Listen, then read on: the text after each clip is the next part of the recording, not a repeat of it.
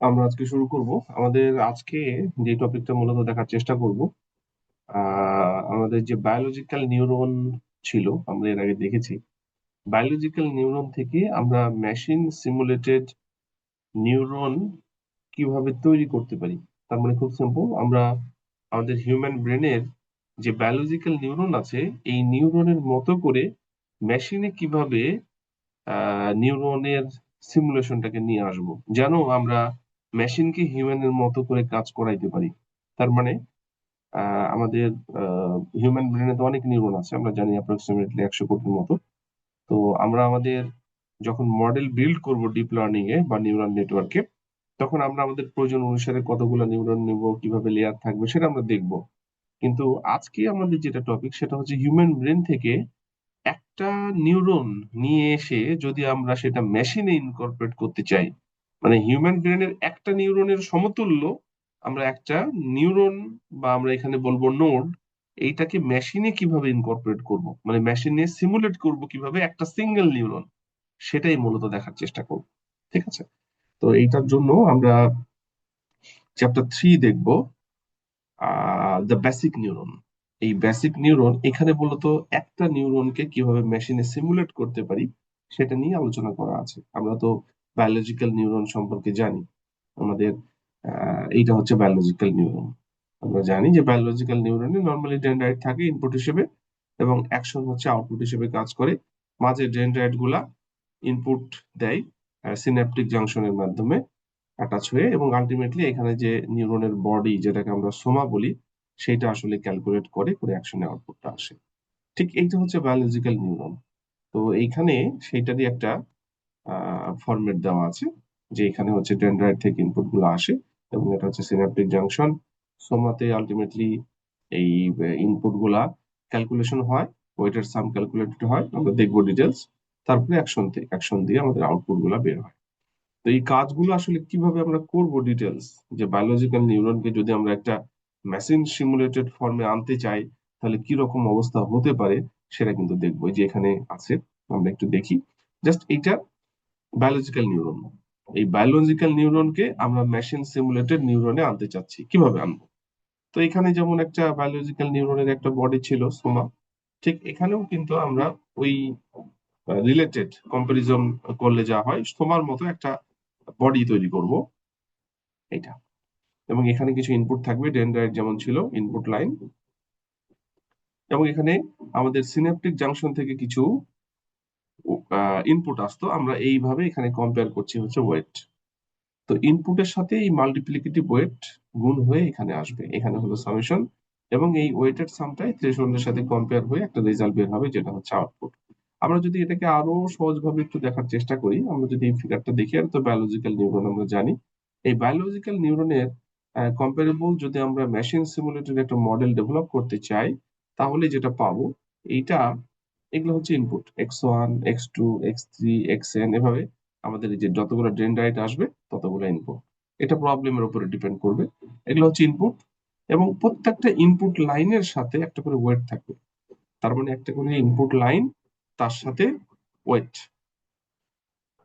এবং আলটিমেটলি এই সবগুলো ইনপুট লাইন কিন্তু হচ্ছে আমাদের এই বডিতে যাবে, নোডের বডিতে যাওয়ার পরে এখানে সামেশন হবে, ওয়েটেড সাম, যেমন x1 w1, মানে মাল্টিপ্লিকেশন হয়ে plus x2 w2 plus x3 w3 plus x4 w4, এইভাবে কিন্তু চলতে থাকবে। সবগুলোকে এখানে সামেশন করা হবে। সামেশন করার পর থ্রেশহোল্ডিং ফাংশনের সাথে কম্পেয়ার করে বলা হবে যে এটার আউটপুট 1 না 0। যদি একটা থ্রেশহোল্ডের উপরে যায় তাহলে আমরা বলবো 1, যদি থ্রেশহোল্ডের নিচে থাকে সেটাকে বলবো 0। এটাকে বলা হচ্ছে অ্যাক্টিভেশন ফাংশন। তার মানে খুব সিম্পল ওয়েতে যদি আমরা চিন্তা করি, আমরা কিছু ইনপুট পাবো, সেই ইনপুট গুলাকে ওয়েটের সাথে গুণ করব, করসপন্ডিং ওয়েটের সাথে করে সবগুলাকে যোগ করব, করে আমরা থ্রেশহোল্ডিং ফাংশন, বা নাম হচ্ছে অ্যাক্টিভেশন ফাংশন যেভাবে বলেন, সেটার সাথে কম্পেয়ার করে আমরা একটা রেজাল্ট দেবো। এটা দুইটা রেজাল্ট হতে পারে। যদি থ্রেশহোল্ডের উপরে যায় তাহলে হচ্ছে 1, থ্রেশহোল্ডের নিচে হলে 0। এই হচ্ছে মোটামুটি আমাদের মেশিন সিমুলেটেড নিউরনের অবস্থা। আমরা ডিটেলস দেখবো এবং ক্যালকুলেশন করে দেখবো। তো আমার মনে হয় কিছুটা ক্লিয়ার করতে পেরেছি, যে যদি আমাদের একটা হিউম্যান ব্রেন থেকে একটা বায়োলজিক্যাল নিউরন নিই, এবং সেই নিউরনটাকে আমরা যদি হচ্ছে মেশিন সিমুলেটেড নোডে কনভার্ট করতে চাই, যেটা মেশিনে আমরা সিমুলেট করব, তাহলে এরকম অবস্থা হতে পারে। ইনপুট থাকবে এবং আলটিমেটলি ইনপুট লাইনের সাথে ওয়েট থাকবে এবং আলটিমেটলি আমাদের এখানে বডিতে সামেশন হবে এবং থ্রেশহোল্ডের সাথে কম্পেয়ার হয়ে একটা রেজাল্ট বের হবে। এই হচ্ছে মোটামুটি কিভাবে হতে পারে। যেমন আমরা যদি একটু হিসাব করি, যে আমি এখানে একটু প্লট করে দেখাই আপনাদের। আমরা ধরলাম যে এইটা হচ্ছে নিউরনের বডি, এটা হচ্ছে আউটপুট, আর ইনপুট আমি ধরে নিলাম যে তিনটা লাইন, একটা, দুইটা, তিনটা লাইন। তাহলে এগুলার নাম কি হবে আসলে? এটা আমি দিলাম হচ্ছে x1 ইনপুট হিসেবে, এটা হচ্ছে x2, এটা হচ্ছে x3। আর ওয়েট হিসেবে প্রত্যেকটা লাইনের ওয়েট থাকবে w1, এটা হচ্ছে w2, এটা হচ্ছে w3। এবং এখানে এসে কি হবে? এখানে এসে সামেশন হবে। সামেশনটা কি? টোটাল ইনপুটটা আমরা কিভাবে ক্যালকুলেশন করব? এই যে x1 এর সাথে যদি টোটাল ইনপুটটা আমরা ক্যালকুলেশন করি, তাহলে x1 ইন্টু w1, ঠিক আছে, এটাকে এভাবে দিলাম, plus x2 into w2 plus x3 into w3। এই যে এখানে কিন্তু এটা লেখা আছে w1 x1, w2 x2, w3 x3, এভাবে wn xn, যতগুলা এরকম ইনপুট লাইন থাকবে ততগুলা n হবে। এবং এটাকে যদি আমরা এইভাবে ব্রেক করে চিন্তা করি যে ওয়েট অফ লাইন 1 মানে এই w1 ইন্টু ইনপুট অন 1 মানে এই x1, এই দুটার multiplication, plus weight of line 2 into input of line 2, plus এভাবে চলতে থাকবে n পর্যন্ত। তো আমরা কিন্তু এভাবে লিখতে পারি, এইটাই কিন্তু এটা w1 x1 plus w2 x2 plus w3 x3 plus w4 x4 plus এভাবে wn xn পর্যন্ত। আমরা যদি এটাকে সহজভাবে লিখি, মানে সরি, এটাকে সামরাইজ করে লিখি, তাহলে wi xi, এর ভ্যালু কিন্তু এভাবে সামেশন দিয়ে 1 থেকে n পর্যন্ত এভাবে আমরা করতে পারি। এটাই হচ্ছে ওয়েটেড সাম, এটাকে বলা হচ্ছে ওয়েটেড সাম।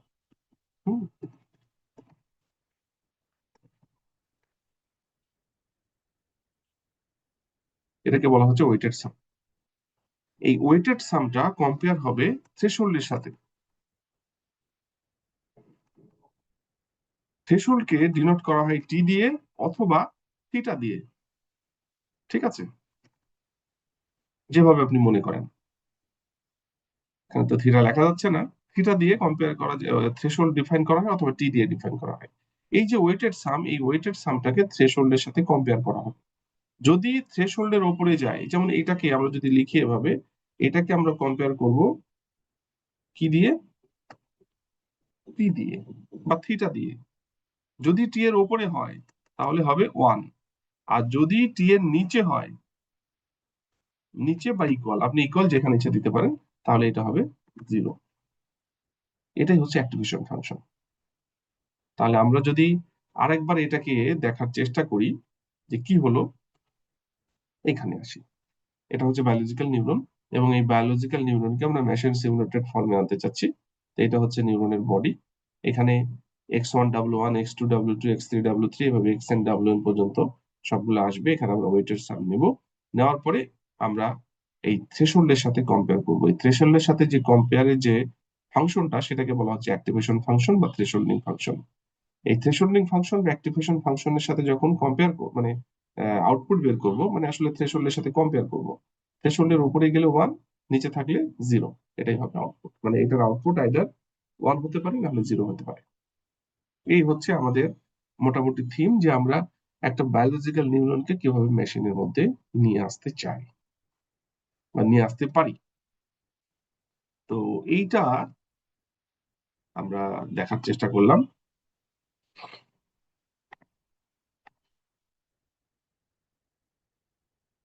এইটা হচ্ছে থ্রেশহোল্ডিং ফাংশন। থ্রেশহোল্ডিং ফাংশন যেটা বললাম, যে আমাদের টোটাল ওয়েটেড সাম যেটা, সেই ওয়েটেড সামটা থ্রেশহোল্ডের সাথে কম্পেয়ার করব। থ্রেশহোল্ডের সাথে কম্পেয়ার মানে হচ্ছে একটা, এই যে এখানে থিটা লেখা আছে, আমি যদি একটু দেখাই আপনাদের বড় করে, এটা কিন্তু থিটা টি দিয়েও ডিফাইন করা যায় বা থিটা দিয়েও ডিফাইন করা যায়। তো যদি এই যে WI/XY যেটা সামেশন ছিল WI/XI এর ভ্যালু 1 থেকে n পর্যন্ত, তো টোটাল যে ওয়েটেড সাম, সে ওয়েটেড সাম যদি থিটার উপরে হয় তাহলে আউটপুট কিন্তু আসলে যে 1 হবে, আর যদি থিটার নিচে হয় আউটপুট হবে 0, ওইটা এখানে দেখানো আছে।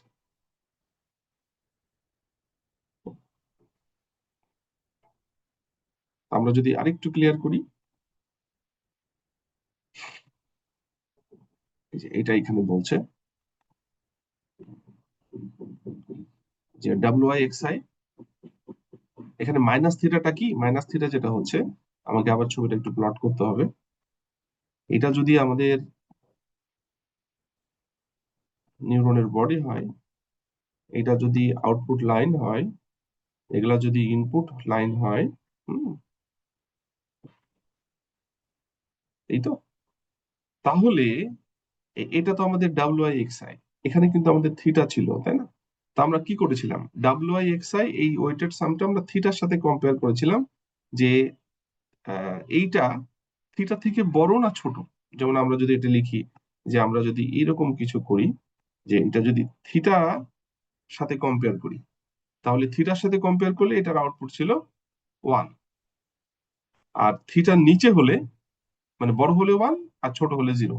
তো এইটাকে আমরা কি করতে পারি, যেমন দেখেন যে আমরা যদি এইভাবে লিখি, আমি একটু সংক্ষেপে লিখি, WI, লেখা মুশকিল অবশ্য এখানে, WI/XI, এই ওয়েটেড সামটা আমরা লিখছি, আমরা গ্রেটার দেন টি বা থিটা, আমরা যদি এইভাবে লিখি, ঠিক আছে, তাহলে যদি এই WI/XI টি এর থেকে বড় হয় তাহলে 1। আমরা যখন যদি এখন এই টিটাকে এই পাশে নিয়ে আসি তাহলে মাইনাস টি হবে না, এটা 0 হয়ে যাবে না? এটাই করা হচ্ছে এখানে, যে আমাদের এই থিটাটাকে আমরা এইখানে না রেখে, থ্রেশহোল্ডের মধ্যে না রেখে, আমরা একটা এইখানে লাইন দেব, যে লাইনের ভ্যালু হবে টি বা থিটা। এখানে তো আমাদের XI আছে, X1 আছে, এখানে X2 আছে, এখানে X3 আছে, এবং আলটিমেটলি এখানে কি আছে, W1, এখানে W2, এখানে W3, এবং এখানে কিন্তু আমরা দিব -1। -1 দিলে কি হবে, তাহলে এখানে যদি আমরা লিখি তাহলে কি হতে পারে দেখুন তো, W1/X1 plus W2/X2 plus W3/X3, তাই তো? কি ছিল, গ্রেটার দেন টি, তাই তো?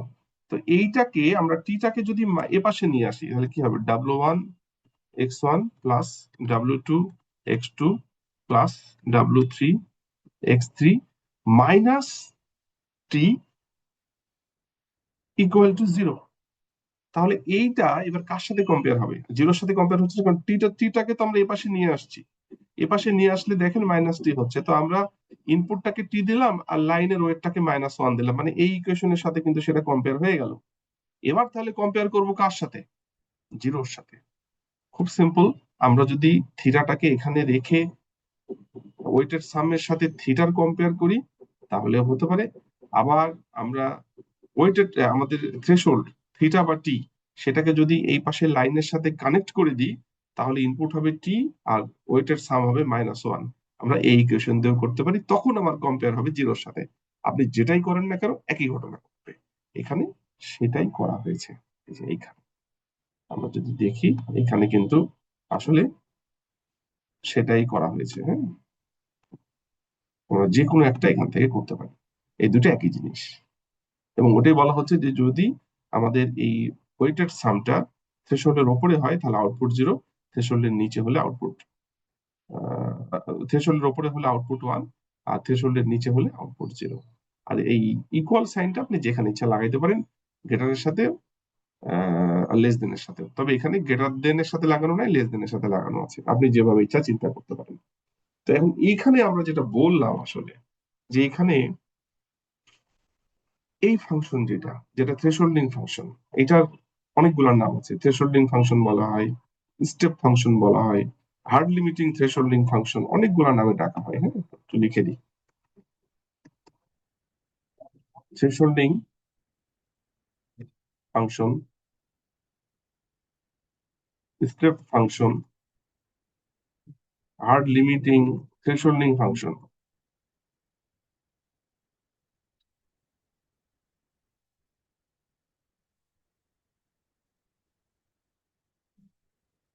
থ্রেশহোল্ডিং function, step function, hard limiting thresholding function, যে কোনো নামে ডাকা।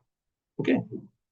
আর অ্যাক্টিভেশন ফাংশন মানে আসলে সব ফাংশনকে বোঝানো হয়। আমরা ধীরে ধীরে পরে দেখবো অনেক ধরনের এই ধরনের থ্রেশহোল্ডিং ফাংশন আছে। এইটার নাম হচ্ছে আসলে স্টেপ ফাংশন বা হার্ড লিমিটিং থ্রেশহোল্ডিং ফাংশন। এই থ্রেশহোল্ডিং ফাংশনের আরেক নাম হচ্ছে অ্যাক্টিভেশন ফাংশন। আপনি যেভাবে ডাকতে পারেন, তবে এইটার স্পেশাল নাম হচ্ছে স্টেপ ফাংশন বা hard limiting thresholding function. Step function নামে বেশি পরিচিত। এটার আউটপুট হতে পারে আইদার 1 অর 0। তো আমরা এই যে গ্রাফটা এখানে দেখতে পাচ্ছি, এই গ্রাফটা কিন্তু প্রথম লাইনের সাথে কম্পারেবল। এই যে এটার সাথে কিন্তু কম্পারেবল, যেহেতু আমরা এখানে কিন্তু টি এর সাথে বা থিটার সাথে কম্পেয়ার করছি। টি আর থিটা কিন্তু একই জিনিস। এখানে টি হিসেবেও যা চিন্তা করতে পারি, আবার থিটা হিসেবেও তা চিন্তা করতে পারি। আইদার টি অর থিটা, টিও হতে পারে থিটাও হতে পারে, যেভাবে আমরা ডিফাইন করে না কেন। তো এই ইকুয়েশনটা দেখেন, এই যে ওয়েটেড সাম যেটা W1 x1, W2 x2, W3 x3, টি এর উপরে গেলে আউটপুট হবে 1। এই গ্রাফটা কিন্তু তাই, টি এর উপরে গেলে আউটপুট 1, আর নিচে গেলে এই যে টি এর উপরে গেলে কিন্তু আউটপুট এই যে 1, আর নিচে হলে কিন্তু আউটপুট আসলে 0। এটাই বোঝানো হচ্ছে। আর নিচের গ্রাফ যেটা, এটা একটু দেখাই।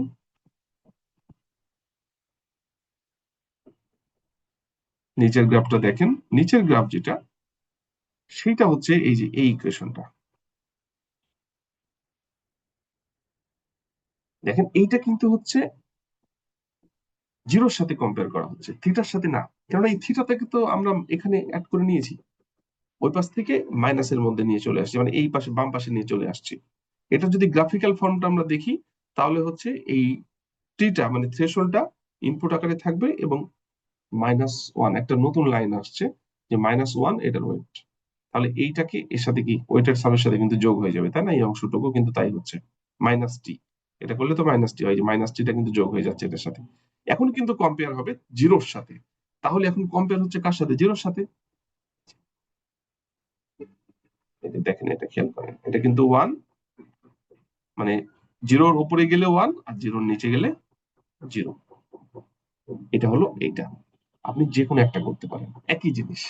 যদি আপনি এইটা করেন বা সেকেন্ড ইকুয়েশনটা করেন, মানে এই গ্রাফটা করেন, এটার একটা স্পেশাল নাম আছে, এটাকে বলা হচ্ছে বায়াসিং দ্য নিউরন।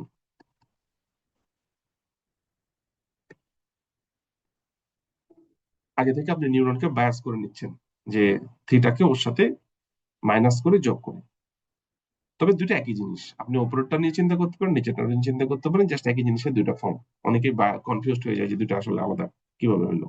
আমি এটা গ্রাফিক্যালি এবং ইকুয়েশন দিয়ে সেটাকে রিপ্রেজেন্ট করার চেষ্টা করলাম। আমার মনে হয় এটা বুঝতে পেরেছেন। তো যাই হোক, আমি এতক্ষণ পর্যন্ত আপনাদেরকে যে জিনিসগুলো দেখানোর চেষ্টা করলাম একটু ক্লিয়ার করি। এটা হচ্ছে যে আমরা এই চ্যাপ্টারে যেটা দেখার চেষ্টা করছি, the basic neuron. Basic neuron মানে হচ্ছে আমাদের হিউম্যান ব্রেনে যে নিউরন আছে। আমাদের তো উদ্দেশ্য হচ্ছে হিউম্যানের মতো করে আসলে মেশিনে ইন্টেলিজেন্স দেওয়ার চেষ্টা করা।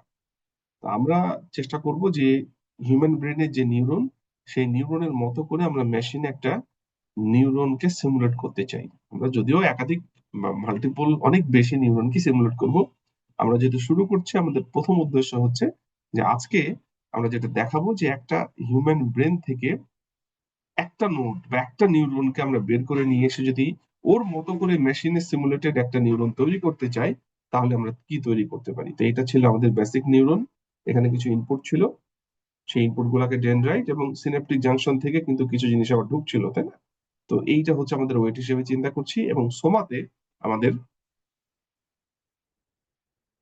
ওয়েটের সাম হচ্ছিল, এবং সেইটা থেকে আমাদের অ্যাকশন আউটপুট বের হচ্ছিল। তো এইটা আমাদের মেশিন সিমুলেটেড ফর্ম হচ্ছে এইটা। ইনপুট থাকবে, মাল্টিপ্লিকেটিভ ওয়েট থাকবে, বডিতে কম্পেয়ার হবে এবং থ্রেশহোল্ডিং ফাংশনের সাথে কম্পেয়ার করে আমরা একটা রেজাল্ট দিব। এটাকে যদি আমরা সামারাইজ করি, জাস্ট এটা হচ্ছে বেসিক নিউরন, এটা হচ্ছে মেশিন সিমুলেটেড নিউরন। আমরা বায়োলজিক্যাল নিউরন থেকে মেশিন সিমুলেটেড নিউরনে কিভাবে নিয়ে আসবো, ইনপুটের সাথে ওয়েট গুণ করব এবং সামেশন তৈরি করে আমাদের অ্যাক্টিভেশন ফাংশনের সাথে কম্পেয়ার করে রেজাল্ট দেবো। তো এখানে কিন্তু এই যে বি মানে কিন্তু সেই বায়াস, যেটা আগে বলেছিলাম না, এই যে মাইনাস টি যেটা যুক্ত করছি বা মাইনাস থিটা যেটা থ্রেশহোল্ড, সেটা কিন্তু এই আগে থেকেই বায়াস যদি আপনি মনে করেন করতে পারেন। ঠিক আছে, তো এইটার জন্য এই যে অ্যাক্টিভেশন ফাংশন যেটা, এই যে এই সিম্বল যেটা, এইটা আসলে থ্রেশহোল্ডিং ফাংশন বলা হয়। আমরা এখানে কিন্তু ইকুয়েশন গুলো দেখলাম কিভাবে ক্যালকুলেশন হবে।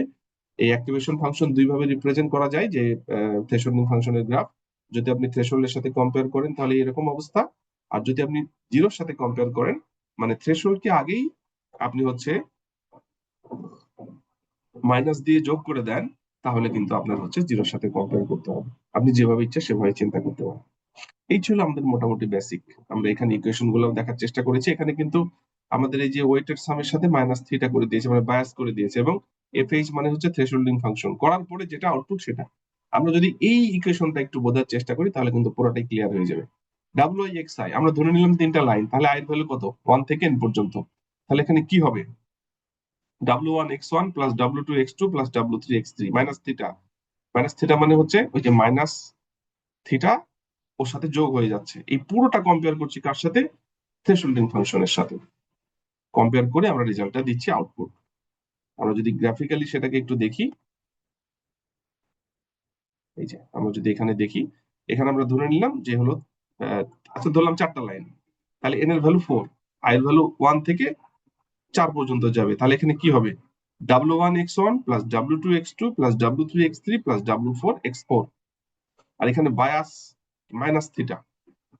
তাহলে এইটা টোটাল ওয়েটেড সাম হয়ে এই মাইনাস থিটা এর সাথে যোগ হলো, হওয়ার পরে এই যে এফ এইচ মানে অ্যাক্টিভেশন ফাংশন থ্রেশহোল্ডিং ফাংশন, এটার সাথে কম্পেয়ার হলো, থ্রেশহোল্ডের একটা ভ্যালু আসবে, ভ্যালুর সাথে কম্পেয়ার হবে। আমি ধরে নিলাম থ্রেশহোল্ড ভ্যালু যদি 0.5 হয়, তাহলে 0.5 এর উপরে গেলে 1, আর নিচে থাকলে 0, এইটাই আউটপুট আসবে ওয়াই, এখান থেকে আউটপুট বের হবে। এই হচ্ছে মোটামুটি আমাদের এখানকার বেসিক, এটাই যে এখানে। ঠিক আছে, আর এখানে কিন্তু মাইনাস থিটা করা নাই, তার মানে থিটার সাথে কম্পেয়ার করতে হবে। দুটো ইকুয়েশনই দেওয়া আছে।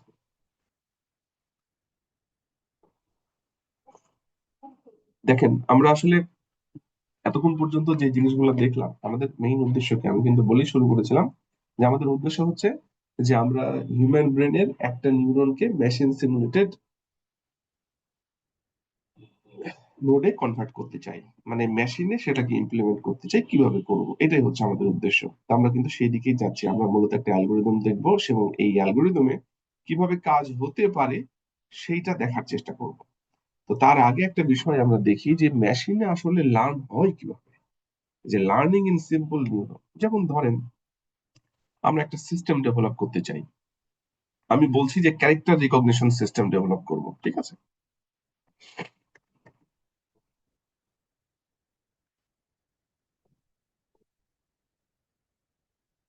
আমরা একটা ক্যারেক্টার রিকগনিশন সিস্টেম ডেভেলপ করতে চাই, কিরকম, আমরা হচ্ছে আহ A B C D E F G H এভাবে জেড পর্যন্ত দিব, মানে এ থেকে জেড পর্যন্ত দেবো সবগুলা ক্যাপিটাল।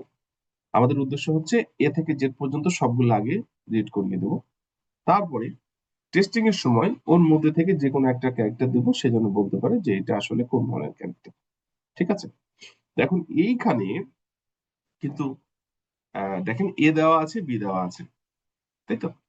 তো একটু খেয়াল করেন যে এইটা হচ্ছে আমরা ধরে নিলাম যে আমাদের নিউরাল নেটওয়ার্কের মেশিন লার্নিং অ্যালগরিদম, এখানে ব্ল্যাক বক্স এর মধ্যে দেওয়া আছে।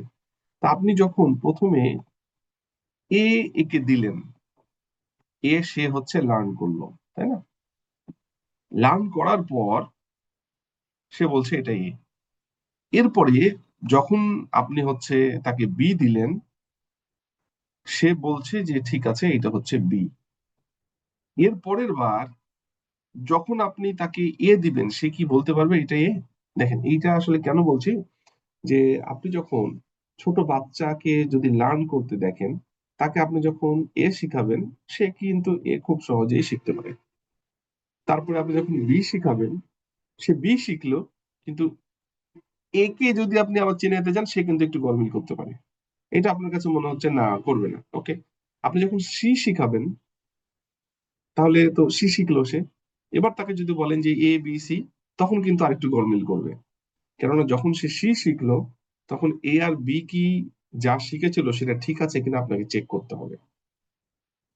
আপনি যদি তাকে এভাবে এ বি সি ডি ই পর্যন্ত শেখান, আপনি ধরলেন যে ই শিখিয়ে ফেললেন, যে ধরেন প্রথম দিন আপনি এ শিখালেন, দ্বিতীয় দিন বি শিখালেন, তৃতীয় দিন সি শিখালেন, তারপরের দিন ডি শিখালেন, তারপরের দিন ই শিখালেন, প্রতিদিন একটা করে ক্যারেক্টার শেখাচ্ছেন।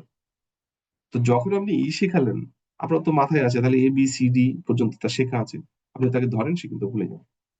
তো এইটা কিন্তু আমাদের মেশিনের ক্ষেত্রেও হবে। কারণটা কি? কারণ তো আছে। কারণ হচ্ছে সে যখন এ শিখছে খুব সহজে শিখে নিচ্ছে, যখন বি শিখছে, বিটা শিখছে, কিন্তু এ আর বি কম্পেয়ার করে কি শিখছে? না, কম্পেয়ার করে শিখছে না, বিধায় সে ভুলে যাচ্ছে। ওই জন্য আমরা কি করি, প্রথমে এ শিখাই, তারপরে বি শিখাই, তারপরে আবার এ আর বি একসাথে শিখাইনি, তারপরে সিতে যাই। তারপরে সি যখন শিখাই তখন এ বি সি তিনটা শিখতে পারছে কিনা দেখে তারপরে ডিতে যাই। তারপরে যখন ডি শেখা হয়ে গেল তখন এ বি সি ডি চারটা শেখার পরে ইতে যাই। মানে শুধু ওইটা শিখলে হবে না, তার আগেরটার সাথে ওইটা রিলেট করে শিখতে পারছে কিনা সেটাও কিন্তু দেখতে হবে। এখানেও কিন্তু তাই। দেখেন, আমরা যখন এ আর বি তাকে শেখাবো, প্রথমে এটাকে শিখাবো, সে শিখে নিবে। বিটাকে যখন শিখাবো তখন বিটা কিন্তু শিখবে। আবার আপনাকে দেখতে হবে চেক করে যে এ কে শিখতে পারলো কি পারলো না। যদি সে এ আর বি ঠিক মতো শিখতে পারে তাহলে এ আর বি শেখা হলো। এ একবার শিখলো, বি একবার শিখলো আলাদা করে, আলটিমেটলি কিন্তু এ বি একসাথে শেখা হলো না, একসাথে শিখতে হবে। তো এইটা কিন্তু আমাদের লাগবে, এই কনসেপ্টটা। এখন আপনি চিন্তা করেন যে একটা ছোট বাচ্চাকে যখন আপনি এ থেকে জেড পর্যন্ত শেখাতে চাচ্ছেন, আপনার কিন্তু মাথায় রাখতে হবে আমরা মেশিনকে লার্ন করাতে চাই হিউম্যানের মতো করে। হিউম্যান যেভাবে কাজ করে মেশিনকে কিন্তু সেইভাবেই কাজ করাতে হবে। কারণ আমরা হিউম্যানের ব্রেনের মতো করে মেশিনকে সিমুলেট করতে চাচ্ছি, হিউম্যানের ব্রেনের যে নিউরনের স্ট্রাকচার তার মতো করে সিমুলেট করতে চাচ্ছি। তো এইটা না করলে কিন্তু আমাদের আসলে হবে না। তা আমরা আসলে কিভাবে করব? একটা ছোট বাচ্চাকে শেখাইতে গেলে কি করতে হয়? এ শিখালেন, বি শিখালেন, তারপরে এ আর বি শিখতে পারলো কিনা চেক করে নেবেন, তারপরে সি শিখালেন, এ বি সি তিনটে পারলো কিনা, এভাবে এভাবে এ থেকে জেড পর্যন্ত আপনাকে শেখাতে হবে। ঠিক মেশিনেও কিন্তু তাই। এ যখন শিখাবেন, ওকে, বি যখন শিখালেন, ওকে, তখন বি শেখানোর পরে এ আর বি শিখতে পারলো কিনা চেক করে তারপরে সিতে যেতে হবে, ওই বাচ্চাকে শেখানোর মতোই। তো এইটা কিভাবে হতে পারে, মানে জেড কে শেখানো যখন হয়ে যাবে, তার মানে এ থেকে জেড এর আগ পর্যন্ত সবগুলো আপনার শেখানো হয়ে গেছে, ওয়াই পর্যন্ত শেখানো হয়ে গেছে, এই অবস্থা করতে হবে। এটাই নর্মালি শেখানোর নিয়ম। আমরা মেশিনে যে অ্যালগোরিদম গুলো দেখবো এভাবেই শেখানোর চেষ্টা করব। তো যাই হোক, আমরা এইখানে মানে এই টপিকে এই জিনিসগুলা নিয়ে কথা বলা আছে যে, দেখাই লার্নিং ইন সিম্পল নিউরন। আপনি একটা সিম্পল নিউরনকে কিভাবে লার্ন করতে পারেন, আমরা যদি একটা সিম্পল নিউরন এখানে বসিয়ে দিই, যে স্ট্রাকচারটা এতক্ষণ পর্যন্ত দেখলাম আমরা বেসিক নিউরনের, তাহলে কিভাবে লার্ন হবে সেটা মোটামুটি দেখানোর চেষ্টা করলাম। তো এতক্ষণ পর্যন্ত আমরা যা যা বলেছি সবকিছু কিন্তু হচ্ছে একটা অ্যালগোরিদমকে শেখার জন্য। তা পারসেপ্ট্রন লার্নিং অ্যালগোরিদম, পারসেপ্ট্রন মানে হচ্ছে নিউরন। আমরা আগেই বলেছি, ক্লাস শুরুর আগেই আজকে বলেছি যে একটা হিউম্যান ব্রেনের একটা নিউরনকে আমরা নিয়ে এসে মেশিনে সিমুলেট করতে চাই। আমরা এই সিমুলেশনটা কিভাবে করব, সিমুলেশনটা কিভাবে করতে পারি, এটা আমরা দেখব। তো এটার জন্য যে বেসিক থিম গুলা জানা দরকার ছিল, স্ট্রাকচার কিরকম হবে সেটা আমরা বলেছি, এবং কি কি জিনিস ওর মধ্যে মেকানিজম গুলো দরকার সেগুলো বলেছি। এখন অ্যালগোরিদমে আসবো। এই অ্যালগোরিদমটা আমরা দেখব, দ্য পারসেপ্টন লার্নিং অ্যালগোরিদম। পারসেপ্টন মানে হচ্ছে নিউরন লার্নিং অ্যালগোরিদম, এবং স্পেশালি নিউরাল নেটওয়ার্কের অনেক অ্যালগোরিদম আছে। এটা হলো একবারে বেসিক অ্যালগোরিদম, এটা না বুঝলে অন্যগুলো আসলে থিম বোঝা যাবে না, ভেতরে কিছু বোঝা যাবে না। ওই জন্য আমি রিকোয়েস্ট করবো এটা ঠিক মতো দেখবেন। পারসেপ্ট্রন মানে হচ্ছে নিউরন, একটা সিঙ্গেল নিউরনকে আমরা কিভাবে লার্ন করাতে পারি সেটা নিয়ে এখানে কথা বলা হবে। মোট চারটা step: initialise weights and threshold, present input and desired output, third হচ্ছে ক্যালকুলেট অ্যাকচুয়াল আউটপুট, ওই যে ওই ফর্মে কিন্তু আসছে, হ্যাঁ? এবং ফোর হচ্ছে অ্যাডাপ্ট ওয়েট, কিভাবে ওয়েট অ্যাডাপ্ট করব। তো এইটা আমি হচ্ছে আপনাদেরকে একটা এক্সাম্পল দিয়ে আসলে দেখাতে চাই, এইটা এইভাবে না দেখালে হবে না। তো দেখেন, তো আমি এটা একটু ক্লিয়ার করার চেষ্টা করি আপনাদের সামনে। এইখানে আমি একটু ক্যালকুলেশন করে করে দেখাবো, এটা very important. To learn neural networks or deep learning. দেখেন, এইটাই আমরা দেখলাম যে পারসেপ্ট্রন লার্নিং অ্যালগরিদম। তো আমরা একটা প্রবলেমকে সলভ করার জন্য করব, তাহলে আপনাদের একবারে কনসেপ্ট ক্লিয়ার হয়ে যাবে এই অ্যালগরিদমটা কিভাবে কাজ করে। আমরা তো আমাদের উদ্দেশ্যই হচ্ছে হিউম্যানের ব্রেনের একটা নিউরনকে আমরা মেশিনে যদি সিমুলেট করতে চাই, মানে হিউম্যান ব্রেনের একটা নিউরন যেভাবে কাজ করে আমরা মেশিনে যদি একটা নিউরনকে সেভাবে কাজ করাতে চাই, তাহলে কিভাবে করাবো একটু খেয়াল করেন। প্রথম স্টেপ হচ্ছে ইনিশিয়ালাইজ ওয়েটস এন্ড থ্রেশহোল্ড। আমরা আগে স্টেপস গুলো পরে দেখি, চারটা স্টেপস। আমরা একটা প্রবলেম আগে ঠিক করি যে প্রবলেম কি করব। তো এখানে প্রবলেম ডেফিনেশনটা দেওয়া আছে। যেমন দেখেন যে আমরা এটা ক্লাসিফিকেশন প্রবলেম করব। ক্লাসিফিকেশন রিগ্রেশন আপনারা জানেন কিছুটা, আরো ডিটেলস ক্লিয়ার করব পরে। তো ক্লাসিফিকেশন প্রবলেম মানে গ্রুপ থাকবে দুইটা, তাই তো। তো আমরা এখানে দুইটা গ্রুপে ভাগ করতে যাচ্ছি। যেমন ধরেন যে, সরি,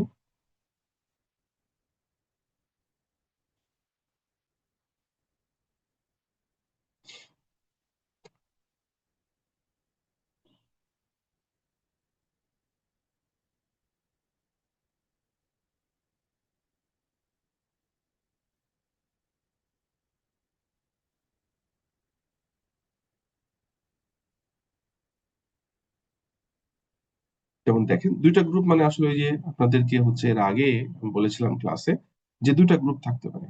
একটা হয়তো আহ এরকম গ্রুপ, আরেকটা হয়তো এরকম গ্রুপ। ঠিক আছে, এরকম গ্রুপ, দুইটা গ্রুপ। এই দুটো গ্রুপের মধ্যে সেপারেট করতে হবে। তা আমরা হচ্ছে এখানে দেখেন একটার আউটপুট জিরো, একটার আউটপুট ওয়ান, মানে দুইটা গ্রুপ কিন্তু। যেমন দেখেন এই যে প্রথম কয়েকটার আউটপুট জিরো আর লাস্ট কয়েকটার আউটপুট ওয়ান, মানে প্রথম চারটার আউটপুট জিরো, লাস্ট চারটার আউটপুট ওয়ান, মানে দুইটা গ্রুপে ভাগ করা হয়েছে। এখন এখানে আমাদের ইনপুট দেওয়া হচ্ছে তিনটা। যেমন এই যে আমরা এখানে তিনটা ভেরিয়েবল ধরছি, input line x0, x1, x2। X এর ভ্যালু জিরো, x1 এর ভ্যালু জিরো, x2 এর ভ্যালু জিরো। যদি আমাদের তিনটার ভ্যালু জিরো হয় আমরা ধরছি আউটপুট জিরো। যদি 0 0 1 হয়, মানে x0 এর ভ্যালু জিরো, x1 এর ভ্যালু জিরো, x2 এর ভ্যালু ওয়ান, যদি এরকম হয় 0 0 1, তাহলে আউটপুট জিরো। যদি এমন হয় 0 1 0, তাহলে আউটপুট জিরো। 0 1 1, তাহলে আউটপুট জিরো। আর যদি এরকম হয় 1 0 0 বা 1 0 1, 1 1 0, 1 1 1, তাহলে আউটপুট হবে ওয়ান। এরকম আমরা একটা প্রবলেম ডিফাইন করতে চাচ্ছি। মানে আমাদের প্রবলেমটা হচ্ছে এমন যে যদি কোনো পার্সন, আমরা এখন ধরে নিলাম যে এই ক্যারেক্টারিস্টিক যা থাকবে। আমি কিন্তু গতদিন আপনাদের একটা প্রবলেম দেখিয়েছিলাম, সেটা হচ্ছে পিমা ইন্ডিয়ান ডায়াবেটিস ডেটা সেট। সেখানে কিছু ইনপুট ছিল, 8টা বা 9টা ইনপুট ছিল, সম্ভবত 8টা ছিল। সেই 8টা ইনপুট একরকম হলে আউটপুট ওয়ান, মানে ডায়াবেটিক আছে। 8টা ইনপুট একরকম হলে জিরো, মানে আউট ডায়াবেটিক নাই। আমরা কিন্তু সেখানেও পার্সন ওয়াইজ ভ্যারি ছিল, তাই না? তো প্রত্যেকটা পার্সনের আলাদা আলাদা ছিল। তো এখানে আমরা ধরে নিচ্ছি 8টা পার্সন। প্রথম পার্সন ওয়ান, P1, মানে পার্সন ওয়ান বা প্যাটার্ন ওয়ান, অবজেক্টের প্যাটার্ন ওয়ান, যদি 0 0 0 হয় তাহলে জিরো। পার্সন টু বা প্যাটার্ন টু যদি 0 0 1 হয় তাহলে জিরো। পার্সন থ্রি বা প্যাটার্ন থ্রি 0 1 0 হলে জিরো। পার্সন ফোর বা প্যাটার্ন ফোর 0 1 1 হলে আউটপুট জিরো। পার্সন ফাইভ 1 0 0 হলে ওয়ান। পার্সন সিক্স 1 0 1 হলে ওয়ান। পার্সন সেভেন 1 1 0 হলে ওয়ান। পার্সন এইট 1 1 1 হলে আউটপুট ওয়ান। এইরকম আমরা গ্রুপে ভাগ করতে চাই। মানে আমাদের কিন্তু গ্রাফটা এরকম, মানে আমাদের ফিগারটা এরকমই হবে, দুইটা গ্রুপ, তাই তো। এখন আমরা এইটাকে, এটা হচ্ছে আমাদের প্রবলেম। বলা হলো যে এইরকম কিছু ইনপুট হলে আউটপুট এরকম হবে। আপনি এটা কিভাবে ক্লাসিফাই করবেন, একটা নোট দিয়ে করেন, তখন আপনি কি করবেন। আমরা সেটাই আসলে করতে চাই। কিভাবে করতে পারি একটু খেয়াল করেন। এইটার জন্যই মূলত এই অ্যালগোরিদমটা, এটা হচ্ছে আমাদের প্রবলেম ডেফিনেশন। কোন ইনপুটের জন্য কি হবে সেটা কিন্তু, আউটপুট কি হবে সেটা কিন্তু বলা আছে। আমরা এই P1 থেকে P4 পর্যন্ত যে ফিচার বা ক্যারেক্টারিস্টিক্স অবজেক্টের, তাদের জন্য আউটপুট জিরো। এবং P5 থেকে P8 পর্যন্ত যে ফিচার বা ক্যারেক্টারিস্টিক্স, তাদের জন্য আউটপুট ওয়ান। কিভাবে আমরা কাজগুলা করব। তো নিউরাল নেটওয়ার্কে কাজ করার সময় প্রথমেই আপনাকে চিন্তা করতে হবে যে আপনার স্ট্রাকচারটা কেমন হবে। আপনি যে অ্যালগোরিদম ইমপ্লিমেন্ট করবেন তার স্ট্রাকচারটা কেমন হবে। যেমন দেখেন, আপনাদেরকে বলেছিলাম যে হিউম্যান ব্রেনের যে পরিমাণ নিউরন আছে এবং তাদের মধ্যে যে পরিমাণ কানেক্টিভিটি আছে নিউরনগুলোর মাঝে, এটা তো হলো স্ট্রাকচার, ফিজিক্যাল স্ট্রাকচার, তাই না? আমরা যদি হিউম্যানের ব্রেনটাকে ওপেন করি, আমরা কিন্তু ফিজিক্যাল স্ট্রাকচার দেখতে পাবো, কিন্তু লজিক্যাল স্ট্রাকচার যেটা বা অ্যালগোরিদম যেটা সেটা কিন্তু নাই, দেখতে পাবো না। এই জন্যই কিন্তু আসলে কিভাবে কাজ করে আমরা বুঝতে পারছি না। তো দেখেন, আমরা হিউম্যানের ব্রেনের মতো করে যদি মেশিনে কোনো কিছু সিমুলেট করতে যাই, তাহলে আমাদের একইভাবে একটা ফিজিক্যাল স্ট্রাকচার লাগবে, আর একটা হচ্ছে লজিক্যাল মানে অ্যালগোরিদম লাগবে। তো এটা তো অ্যালগোরিদম, প্রবলেমটা এই আমরা সলভ করতে চাচ্ছি হিউম্যান ব্রেনের মতো করে। তাহলে আমাদের এখানে একইভাবে একটা ফিজিক্যাল স্ট্রাকচার লাগবে, মানে আর্কিটেকচারাল ডায়াগ্রাম লাগবে, তারপরে আমাদের অ্যালগোরিদম ইমপ্লিমেন্ট করবো, তাই না? তো আমাদের প্রবলেম হচ্ছে এইটা। তাহলে প্রবলেমের মতো করে আমরা একটু প্রথমে আর্কিটেকচার ডেভেলপ করব। এটা নিউরাল নেটওয়ার্কের সব অ্যালগোরিদমের জন্য, সব প্রবলেমের জন্য সেম। তো আমরা এখানে আর্কিটেকচারটা কিভাবে ডেভেলপ করতে পারি দেখেন, আমরা প্রথমে প্রবলেম ডেফিনেশন দেখলাম। এখন এখানে আমরা তাহলে একটা আর্কিটেকচার ডেভেলপ করব। আমাদের এখানে তাহলে কি হবে, আমাদের একটা নিউরন মানে একটা নিউরন, ওকে, খুব সিম্পল। নিউরনের কি থাকবে, একটা আউটপুট থাকবে, এটা হচ্ছে অ্যাকশন। আমরা আউটপুটের নাম দিলাম হচ্ছে ওয়াই, ওকে। ইনপুট করা থাকবে, ইনপুট লাইন যতগুলা ততগুলা। ইনপুট লাইন কটা, x0 x1 x2, তার মানে হচ্ছে ইনপুট তিনটা। একটা হচ্ছে x0,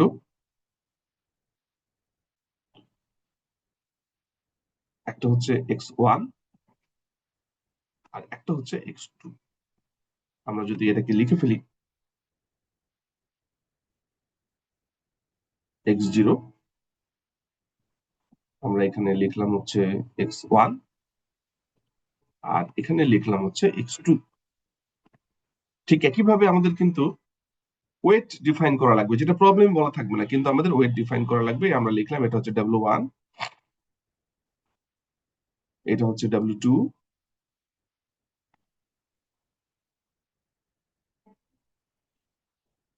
এখানে লিখি,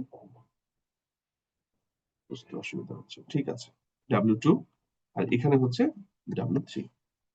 এই হলো আমাদের কিন্তু স্ট্রাকচার। প্রথম কাজই হচ্ছে আমাদের স্ট্রাকচারটা ডেভেলপ করে না। আমরা কিন্তু অলরেডি স্ট্রাকচার ডেভেলপ করে নিলাম। এখানে আমাদের প্রবলেম অনুসারে স্ট্রাকচারটা কি হবে সেটা ডেভেলপ করেছি। এরপরে অ্যালগোরিদম নিয়ে কাজ করব। প্রথমটা কি, ইনিশিয়ালাইজ ওয়েটস এন্ড থ্রেশহোল্ড। দেখেন, আমরা কিন্তু প্রথমে যেটা বলছি যে আমাদের হিউম্যান ব্রেনের মতো করে একটা নিউরনকে আমরা সিমুলেট করতে চাচ্ছি, তার জন্য অ্যালগোরিদমও রেডি করেছি, এবং প্রবলেমটা কি সেটাও রেডি করেছি। প্রবলেম হচ্ছে এই ইনপুট গুলো থাকলে করসপন্ডিং আউটপুট গুলো আমরা পাবো। তাহলে এই প্রবলেমের পার্সপেক্টিভে আমাদের একটা আর্কিটেকচারাল ডায়াগ্রাম তৈরি করা দরকার। আমরা সেই প্রবলেমের পার্সপেক্টিভে আর্কিটেকচারাল ডায়াগ্রাম তৈরি করেছি, একটা নোড এবং তার সাথে হচ্ছে ইনপুট লাইন। এই নোডের একটা আউটপুট থাকবে এবং তিনটা ইনপুটের জন্য তিনটা input line, x0 x1 x2, তাই তো? আমরা এখন কিভাবে কাজ করতে পারি, আমরা এখন এই আমাদের ফিজিক্যাল স্ট্রাকচার যেহেতু হয়ে গেছে, আমরা কিন্তু লজিক্যাল অ্যালগোরিদমের দিকে যাব। প্রথম step, initialise weights and threshold. Initialise weights, আমরা কিন্তু ওয়েট w1 w2 w3 আমরা এখানে লিখেছি, বলা হচ্ছে ইনিশিয়ালাইজ ওয়েটস এবং থ্রেশহোল্ড। থ্রেশহোল্ড আমরা ধরলাম এখানে টি, এখানে যদিও থিটা বলা আছে, আমরা এখানে লিখলাম টি, ওকে, টি দিলাম, ওকে। যেভাবে ইচ্ছা আপনি দিতে পারেন, সিম্বলিক রিপ্রেজেন্টেশন, কিছু যায় আসে না। আমরা ইনিশিয়ালাইজ ওয়েটস, দেখেন কি লেখা আছে, ডিফাইন ডাব্লিউআইটি। ডাব্লিউআইটি, আচ্ছা, নিউরাল নেটওয়ার্কের অ্যালগোরিদমে কিন্তু তিনটা টার্ম আপনি খুব দেখবেন কমন। একটা হচ্ছে t-1, t-1 মানে হচ্ছে প্রিভিয়াস স্টেপ, টি হচ্ছে কারেন্ট স্টেপ, আর t+1 হচ্ছে নেক্সট স্টেপ। তার মানে হচ্ছে কারেন্ট সময়কে বোঝাইতে আমরা হচ্ছে টি বুঝবো, তার আগের সময়কে বোঝাইতে, যেমন আজকের দিন বোঝাইতে টি, গতকাল বোঝাইতে t-1, আগামীকাল বোঝাইতে t+1, আর আগামীকাল বোঝাইতে t+1। এই তিনটা জিনিস আমাদের মাথায় রাখতে হবে। তো এখানে কিন্তু লেখা আছে ডিফাইন ডাব্লিউআইটি, তার মানে এখনকার ওয়েট আপনাকে ডিফাইন করতে হবে, এবং এই ওয়েটের ভ্যালু সব সময়, ওয়েটের ভ্যালু 0 থেকে বড়, 1 থেকে ছোট হতে হবে। এটা আমরা নিউরাল নেটওয়ার্কে করি। এখন আপনি বলতে পারেন না করলে কি হবে? না করলে কিছু হবে না, কিন্তু আপনার ওয়েট অ্যাডাপ্টেশন করতে সময় লাগতে পারে, আপনার অ্যালগোরিদমের কমপ্লেক্সিটি বেড়ে যেতে পারে। ওই জন্য খুব সহজ বুদ্ধি হচ্ছে, সব থেকে ভালো ওয়ে হচ্ছে ওয়েটের ভ্যালু 0 থেকে 1 এর মধ্যে রাখা। এটা সবাই সাজেস্ট করে। তাছাড়া কিন্তু ছোট অ্যালগোরিদমের ক্ষেত্রে আপনি বুঝতে পারবেন না, কিন্তু যখন বড় অ্যালগোরিদম রান করবেন, অনেকগুলো নোড থাকবে, হাজার হাজার নোড কাজ করবে, তখন আপনার টাইম কমপ্লেক্সিটি বেড়ে যাবে এবং আলটিমেটলি আপনার লার্নিং এর যে আউটপুট সেটাতেও ইফেক্ট ফেলতে পারে। ওই কারণে আমরা কিন্তু সবসময় দেখবেন যে নিউরাল নেটওয়ার্কে যখনই আমরা র্যান্ডম কোনো কিছু ইনিশিয়ালাইজ করব, আলটিমেটলি এটার ভ্যালু 0 থেকে 1 এর মধ্যে রাখি। তো আমাদের এই ডিফাইন ডাব্লিউআইটি মানে কারেন্ট সময় যে ওয়েট, সেটার ভ্যালু আমরা 0 থেকে N এর মধ্যে, মানে এটা কিন্তু হচ্ছে এই আয়ের ভ্যালু 0 থেকে N এর মধ্যে, মানে এখানে যতগুলো ওয়েট থাকবে, তিনটা তো, তাহলে আয়ের ভ্যালু 0 থেকে 2। ঠিক আছে, যেভাবে আপনি চিন্তা করছেন। এখানে একটা বিষয় খেয়াল করেন, আমরা কিন্তু যেটা করেছি, এই x0 আর এখানে W1 লিখেছি, x1 W2 লিখেছি, x3 W3 লিখেছি। আমরা সিনক্রোনাইজ করার জন্য এটাকে একটা ফর্মে নিয়ে আসি। এটা ব্যবহার করলে আপনাদের বুঝতে অসুবিধা হবে। আমরা W0 লিখি, যদি আপনি এখানে 1 লিখতেন তাহলে এখান থেকে শুরু করা ভালো ছিল। এইটা আমরা লিখলাম হচ্ছে W1, আর এইটা লিখলাম হচ্ছে W2। ঠিক আছে, তাহলে একটা সিনক্রোনাইজ ফর্মে আসলো। এখন তাহলে আমাদের এটা কিন্তু মানে 0 থেকে 2 পর্যন্ত n এর ভ্যালু 2 সবার জন্য কিন্তু এই ডিফাইন ওয়েট করতে হবে। To be the weight from input I at time t and theta to be the threshold value of the output node। এখন এইটার ভ্যালু কি হবে? এই যে set wi0 to small random value. Small random value মানে আসলে এই যে 0 থেকে 1 এর মধ্যে আমরা সাধারণত রাখি। এখন বলছে র্যান্ডম ভ্যালু, তাহলে আমরা যদি একটা ওয়েটের সেট এখানে রাখি w দিয়ে, দেখেন তো কি হবে, w0, w1, w2। এখন এই W0, W1, W2 এই তিনটা আমাদেরকে কিন্তু সেট করতে হবে। কিভাবে সেট করব? র্যান্ডম ভ্যালু দিয়ে। আমরা যে কোনো ভ্যালু কিন্তু নিতে পারি, র্যান্ডম ভ্যালু বলা হচ্ছে। আমরা ইনিশিয়াল ভ্যালু আমরা নিলাম হচ্ছে এখানে, খুব সংক্ষেপে একটা নিলেই হলো 0 থেকে 1 এর মধ্যে। আমরা কিন্তু বলেছি ভ্যালু কিন্তু 0 থেকে 1 এর মধ্যে হবে। প্রথম স্টেপ হচ্ছে এই ওয়েট গুলাকে ইনিশিয়ালাইজ করা 0 থেকে 1 এর মধ্যে এবং থ্রেশহোল্ডের একটা ভ্যালু নেওয়া। তো এই ওয়েটের ভ্যালু আমরা এখানে প্রথমে নিলাম হচ্ছে, এটা নিলাম হচ্ছে 0.1। ওকে, W1 এর ভ্যালু আমরা নিলাম হচ্ছে, দেখেন এটাকে আমরা একটু এখানে লিখি, এটার ভ্যালু নিলাম হচ্ছে 0.3। আর W2 এর ভ্যালু আমরা এখানে নিলাম হচ্ছে 0.2। ঠিক আছে, এটা আপনি 0 থেকে 1 এর মধ্যে একটা নিতেই পারেন। আমি এখানে এটার ভ্যালু 0.1, W1 এর ভ্যালু 0.3 আর W2 এর ভ্যালু 0.2 রাখলাম। আর থ্রেশহোল্ডের ভ্যালু, এটা থ্রেশহোল্ড, এইটা আসলে কিভাবে ডিটারমাইন করবেন, কোন কোন অ্যালগোরিদমে আমরা দেখবো পরের দিকে যে থ্রেশহোল্ডও কিন্তু অ্যাডপ্ট করা যায়। কিন্তু আমরা এখানে একটা থ্রেশহোল্ডের ভ্যালু ফিক্স রেখে দিলাম, যে থ্রেশহোল্ডের ভ্যালু হচ্ছে, আমরা এখানে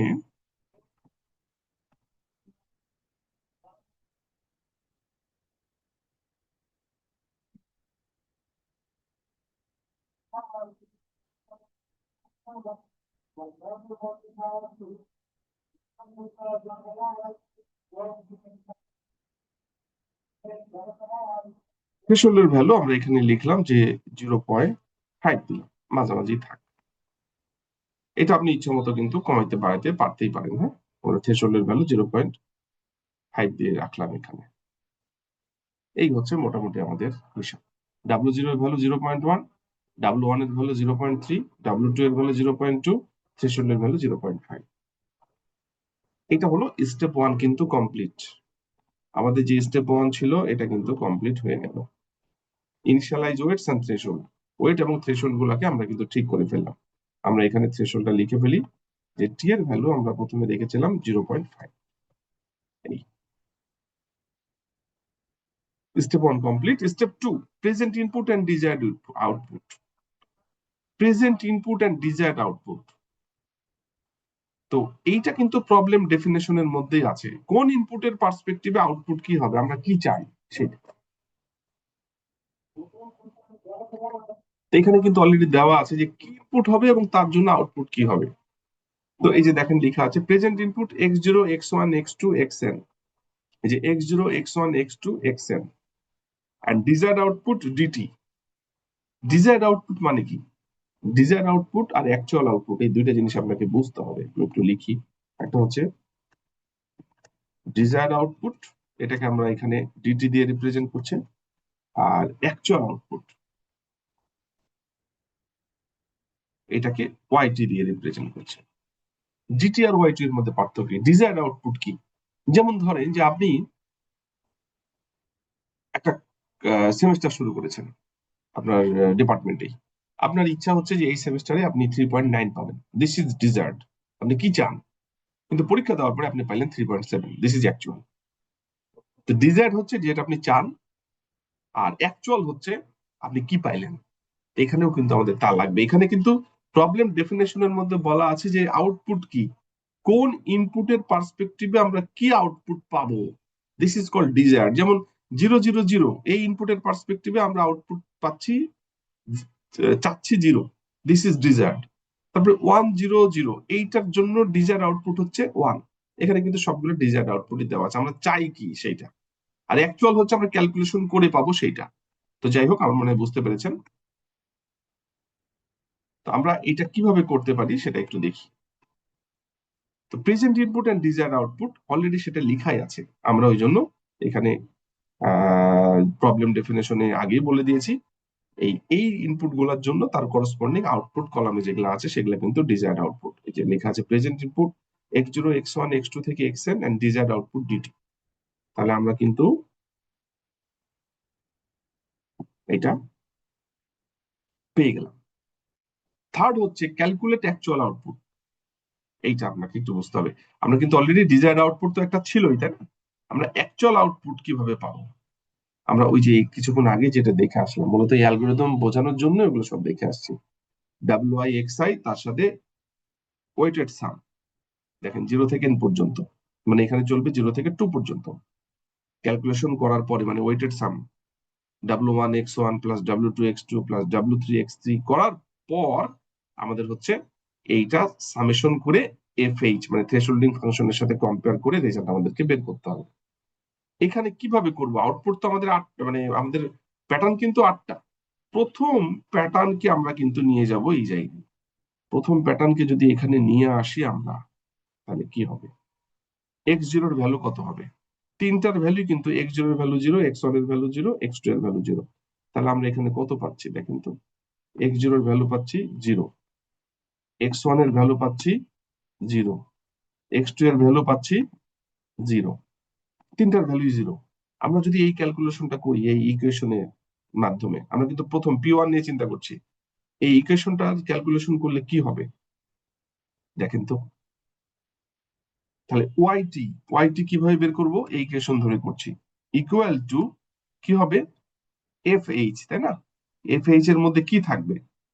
এখানে FH এর মধ্যে থ্রেশহোল্ডিং ফাংশনের মধ্যে কি থাকবে? ওয়েটেড সাম। ওয়েটেড সাম মানে হচ্ছে x0, আমি মাল্টিপ্লিকেশন সিম্বল এভাবে দিলাম, x0 into W0 plus x1 into W1 plus x2 into W2।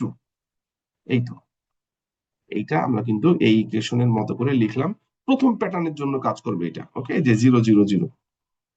তাহলে এটা যদি ক্যালকুলেশন করি কি দাঁড় হবে একটু দেখি। f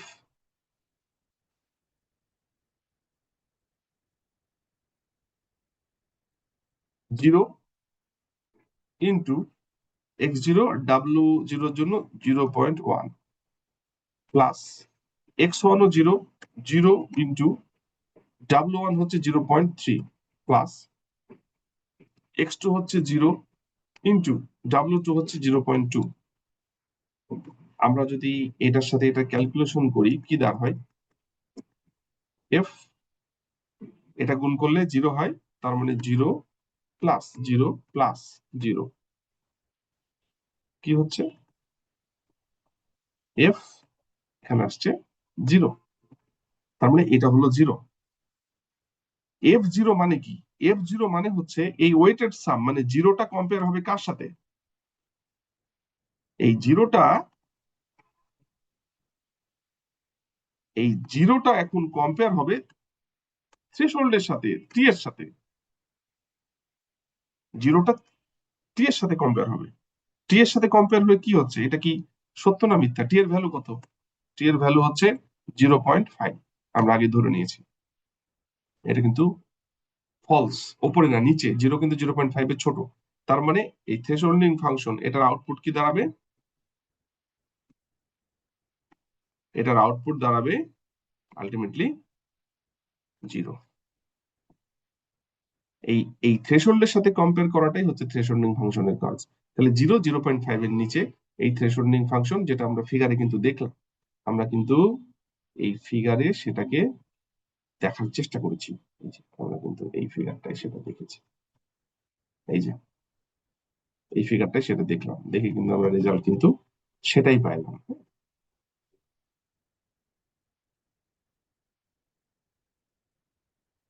তাহলে এটার আউটপুট কি হলো? ওয়াই এর আউটপুট, ওয়াই এর ভ্যালু কত আসছে এখন? Equal to 0। এটা হলো অ্যাকচুয়াল, এইটাই হচ্ছে যে ওয়াইটি, এই যে ওয়াইটির ভ্যালু আমরা 0 পাইলাম, 0টা এখানে বসালাম। এটা হলো অ্যাকচুয়াল আউটপুট কার? P1 এর জন্য। তাহলে আমাদের অ্যাকচুয়াল আউটপুট কিন্তু আমরা বের করতে পারলাম। আমার মনে হয় এটা বুঝতে পারার কথা, ক্যালকুলেট অ্যাকচুয়াল আউটপুট। ডিজায়ার্ড যেটা ছিল, আমাদেরকে প্রবলেম ডেফিনেশনই দেওয়া ছিল। আর অ্যাকচুয়াল হচ্ছে আমরা এই 3 নম্বর স্টেপ থেকে বের করলাম প্যাটার্ন 1 এর জন্য। এরপরে আমরা চলে যাব হচ্ছে অ্যাডাপ্ট ওয়েটে। অ্যাডাপ্ট ওয়েট কি? If correct. কারেক্ট মানে কি? কারেক্ট মানে হচ্ছে ডিজায়ার্ড আর অ্যাকচুয়াল যদি মিলে যায়, ডিজায়ার্ড কত? 0, অ্যাকচুয়াল কত? 0। তাহলে ডিজায়ার্ড আর অ্যাকচুয়াল ওকে, মানে সেম, তার মানে কারেক্ট। যদি না মিলে তাহলে নিচের দুটো কাজ করবে। যেহেতু কারেক্ট, মানে ডিজায়ার্ডও যা, অ্যাকচুয়ালও তা, তার মানে নেক্সট টাইমের ওয়েট হবে, আমি আপনাদেরকে একটু আগে বললাম যে টি হচ্ছে কারেন্ট সময়, T-1 হচ্ছে প্রিভিয়াস স্টেপ, আর T+1 হচ্ছে পরের স্টেপ। তাহলে নেক্সট টাইমের ওয়েট, মানে এখনকার ওয়েট হচ্ছে WIT, পরের বারের ওয়েট হবে, মানে পরের লুপের ওয়েট হবে WIT+1 সমান সমান কারেন্ট সময়ের ওয়েট, মানে ওয়েটের কোনো চেঞ্জ হবে না। নেক্সট টাইমের ওয়েট হবে কারেন্ট সময়ের ওয়েট, ওয়েটের কোনো চেঞ্জ নাই। এইটা আমরা এখান থেকে করতে পারি। তার মানে আমার ওয়েটের কোনো চেঞ্জ হচ্ছে না, এই ওয়েট যা ধরেছিলাম, W0 এর ভ্যালু 0.1, W1 এর ভ্যালু 0.3, আর W2 এর ভ্যালু 0.2, সেটার কোনো চেঞ্জ লাগছে না। আমার মনে হয় এ পর্যন্ত ক্লিয়ার। তার মানে অ্যাডপ্ট ওয়েটও কিন্তু আমাদের হয়ে গেছে। আমাদের কিন্তু কি করলাম, এখান থেকে শুরু করেছিলাম 1 নম্বর 2 নম্বর স্টেপে, যে 2 নম্বর স্টেপের প্রথম ইনপুটটা নিয়ে কিন্তু আমরা ক্যালকুলেশন শুরু করেছি। এই প্রথম স্টেপ কিন্তু একবারই লাগবে, আর লাগবে না, কিন্তু 2 3 4 কিন্তু লাগতেই থাকবে। তাহলে আমরা কিন্তু কি করলাম, এটাও কিন্তু সিকোয়েন্সটা বুঝতে হবে। 2 থেকে শুরু করলাম একটা ইনপুট নিয়ে, 2 3 4 করে, তারপরে আমরা কিন্তু আবার চলে যাব 2 নম্বর স্টেপে, যাব 2 নম্বর স্টেপের কোন ইনপুট, এরপরে হচ্ছে আমাদের কিন্তু কোনটা,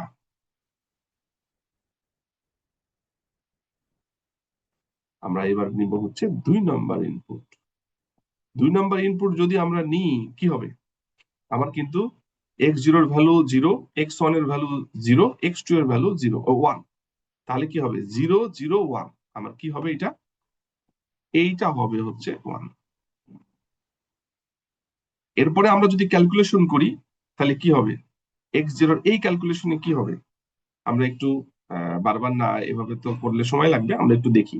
এটার ভ্যালু হচ্ছে 0, x0 w0 0, x1 w1 যেহেতু 0 আছে একটা 0, আর x2 w2, তার মানে এটার ভ্যালু কত আসছে, 0.2। 0.2 কি আমার টি এর থেকে বড় না ছোট? ছোট। তার মানে এটার আউটপুটও কিন্তু অ্যাকচুয়াল আউটপুটে 0 আসবে, তাই না? এটা হলো অ্যাকচুয়াল আউটপুট। আমরা কিন্তু এখান থেকে আমরা কি করলাম, আমরা এখান থেকে এই অ্যাকচুয়াল আউটপুট এখান থেকে বের করলাম P2 এর জন্য। করার পরে আমরা দেখছি যে ডিজায়ার্ড আউটপুট এবং অ্যাকচুয়াল আউটপুট সেম, কোনো চেঞ্জ নাই। অতএব অ্যাডাপ্ট ওয়েটে যে দেখছি কারেক্ট, নেক্সট টাইমের ওয়েট হবে কারেন্ট টাইমের ওয়েট, তার মানে এটাও কিন্তু কোনো চেঞ্জ হবে না। এরপরে আবার চলে যাবে আমাদের কোথায়, স্টেপ স্টেপ টুতে যে কি করবে, স্টেপ 2 তে যে এরপরে হচ্ছে আমাদের এই P3 কে নিবে। P3 হচ্ছে 0 1 0, তার মানে 0,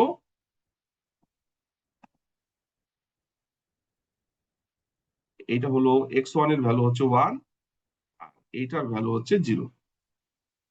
এরপরে যদি আমরা ক্যালকুলেশন করি কি হবে, ওয়েটেড সাম, এটা 0, এটা 1 মানে 0.3, আর এটাও 0, তার মানে এটার ওয়েটেড সাম হবে 0.3। 0.3 0.5 এর সাথে কম্পেয়ার করলে 0.3 ছোট 0.5 এর থেকে, থ্রেশহোল্ডের নিচে, তার মানে অ্যাকচুয়াল আউটপুট 0। তার মানে ডিজায়ার্ড আউটপুট এখানে আছে 0, অ্যাকচুয়ালও 0।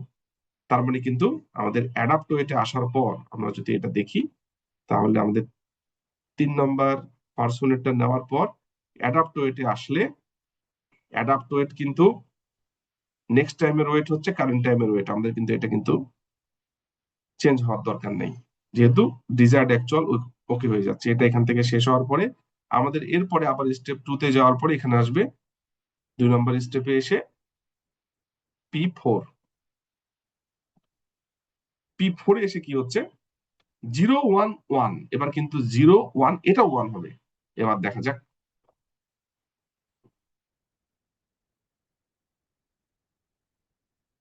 এটা কিন্তু আমাদের 1 1 হচ্ছে, 0 1 1, 0 1 1 ক্যালকুলেশন করলে কি হয়, 0 আর 0.1 গুণ করলে 0, এটা 1 যেহেতু আছে, 1 এর সাথে 0.3 প্লাস 1 এর সাথে 0.2, মানে 0.5 হচ্ছে। এবার দেখেন এখানে থ্রেশহোল্ডের অবস্থাটা কি দাঁড়ায়, 0.5 গ্রেটার দেন 0.5, এটা তো রং। 0.5 গ্রেটার দেন 0.5 হচ্ছে না, তার মানে কি, এটা কিন্তু ছোট, মানে এর আউটপুটটা কি বের হবে, থ্রেশহোল্ডিং ফাংশন দিয়ে 0ই বের হবে। তার মানে অ্যাকচুয়াল আউটপুটও কিন্তু 0, মানে এখানে আউটপুট 0। তাহলে এইটা হচ্ছে P4 এর ডিজায়ার্ড আর অ্যাকচুয়াল সেম, তার মানে আমাদের নেক্সট টাইমের ওয়েট হচ্ছে কারেন্ট সময়ের ওয়েট। তার মানে এটাও কিন্তু কমপ্লিট, আমাদের প্রথম 4টা স্টেপ হয়ে গেছে। এরপরে আমাদের যাবি কোথায়, আমাদের এই লুপটা চলে, এইটা 4টা স্টেপ কমপ্লিট করে ফেলেছি। এবার আমরা যাব আবার স্টেপ 2 তে। স্টেপ 2 তে যাওয়ার পরে এখান থেকে নিবে হচ্ছে 5 নম্বর প্যাটার্ন।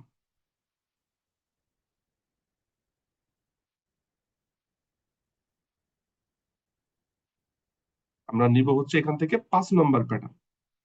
5 নম্বর প্যাটার্নে কি আছে, 1 0 0, খেয়াল করেন,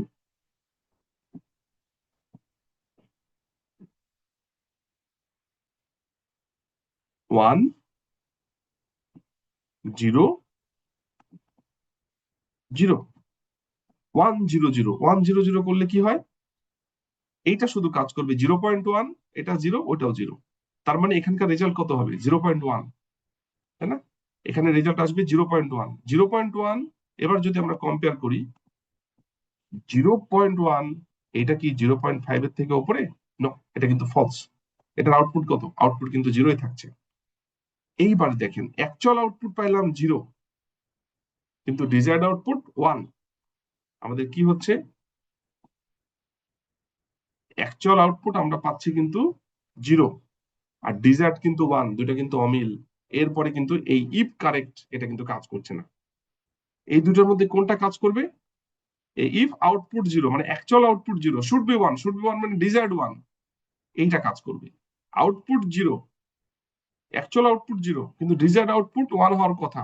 তাহলে নেক্সট টাইমের ওয়েট হবে কারেন্ট সময়ের ওয়েট প্লাস ওই লাইনের ইনপুট যোগ হবে। এবার কিন্তু ওয়েট চেঞ্জ হবে। নেক্সট টাইমের ওয়েট হচ্ছে কারেন্ট সময়ের ওয়েট প্লাস ওই লাইনের ইনপুট। তাহলে প্রত্যেকটা লাইনের ওয়েট কিন্তু আমাকে চেঞ্জ করতে হবে। নেক্সট টাইমের ওয়েট হচ্ছে কারেন্ট সময়ের ওয়েট প্লাস ওই লাইনের ইনপুট। তাহলে এবার এইখানকার ওয়েট কি হবে, দেখেন তো, 1 এর সাথে 0.1 যোগ করলে কত হয়,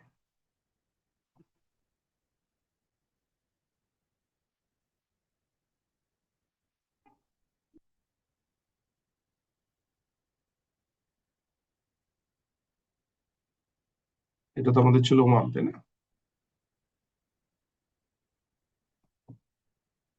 এটা কত হবে এখন?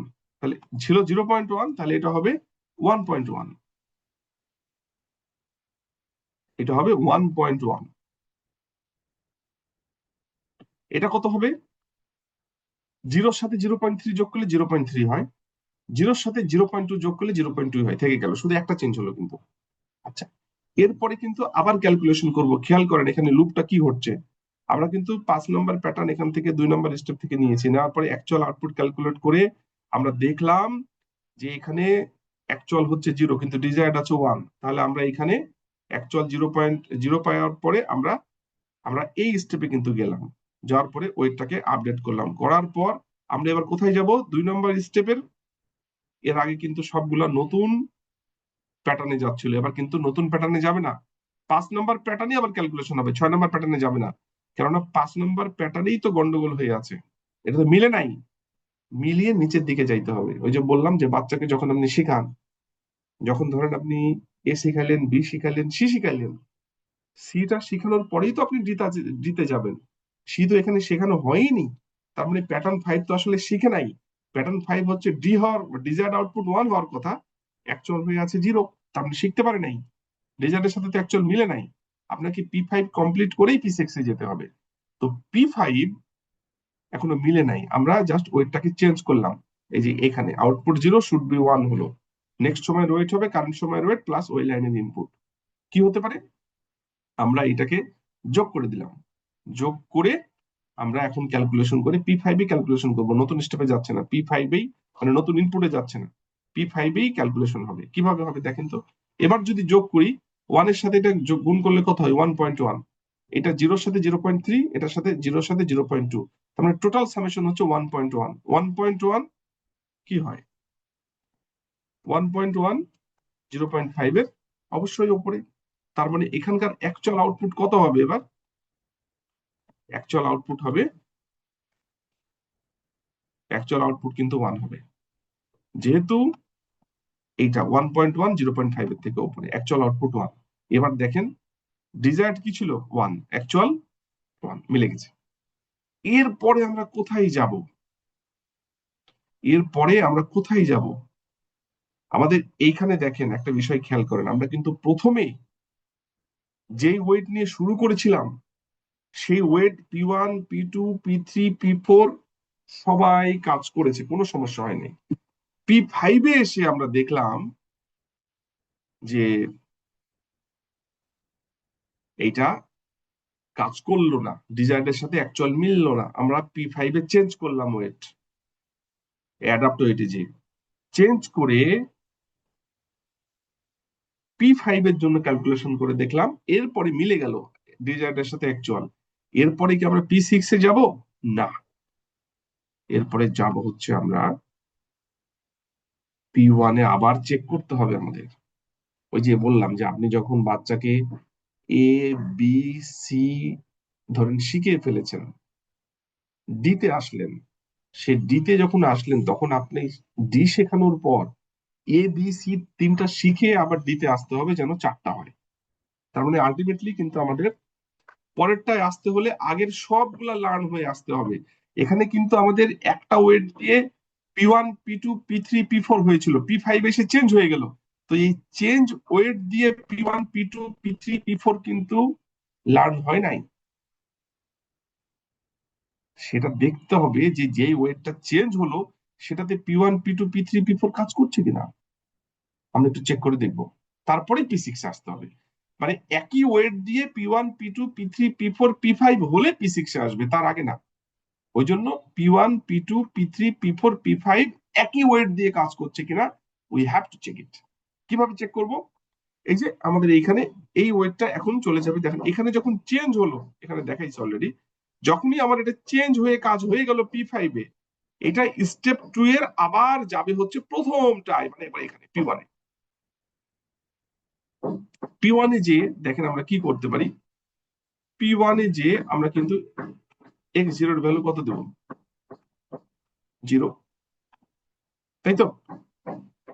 এবার যদি আপনি ওয়েটেড সাম করেন, এই যে WIXI দিয়ে যেভাবে এখানে করলাম, তাহলে 0 0 0 0 0 0 সবগুলো সামেশন হলে 0 তো 0.5 এর থেকে বেশি না কম, অতএব এই আউটপুটটা কি হবে?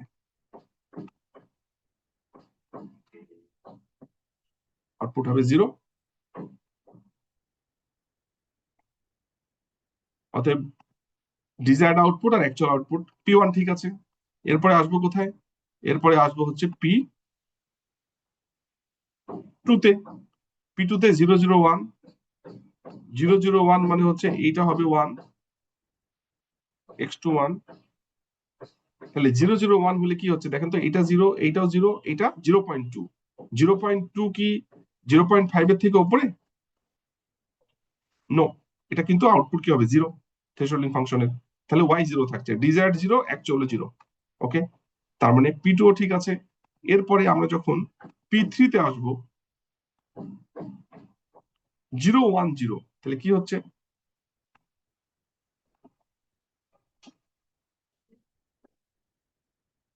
010, এটা কি P3 তে 010, তাই না? 0, তার মানে এটা কি হচ্ছে? 0, 0.3 আর 0, 0.3 হচ্ছে। 0.3 কি দেখেন তো, 0.3 0.5 এর উপরে না, এটার আউটপুট কিন্তু আসলে থ্রেশহোল্ডিং ফাংশনে 0 আসবে। তার মানে অ্যাকচুয়াল 0, তার মানে ডিজায়ার্ড 0, অ্যাকচুয়াল 0। P3 ঠিক আছে। P4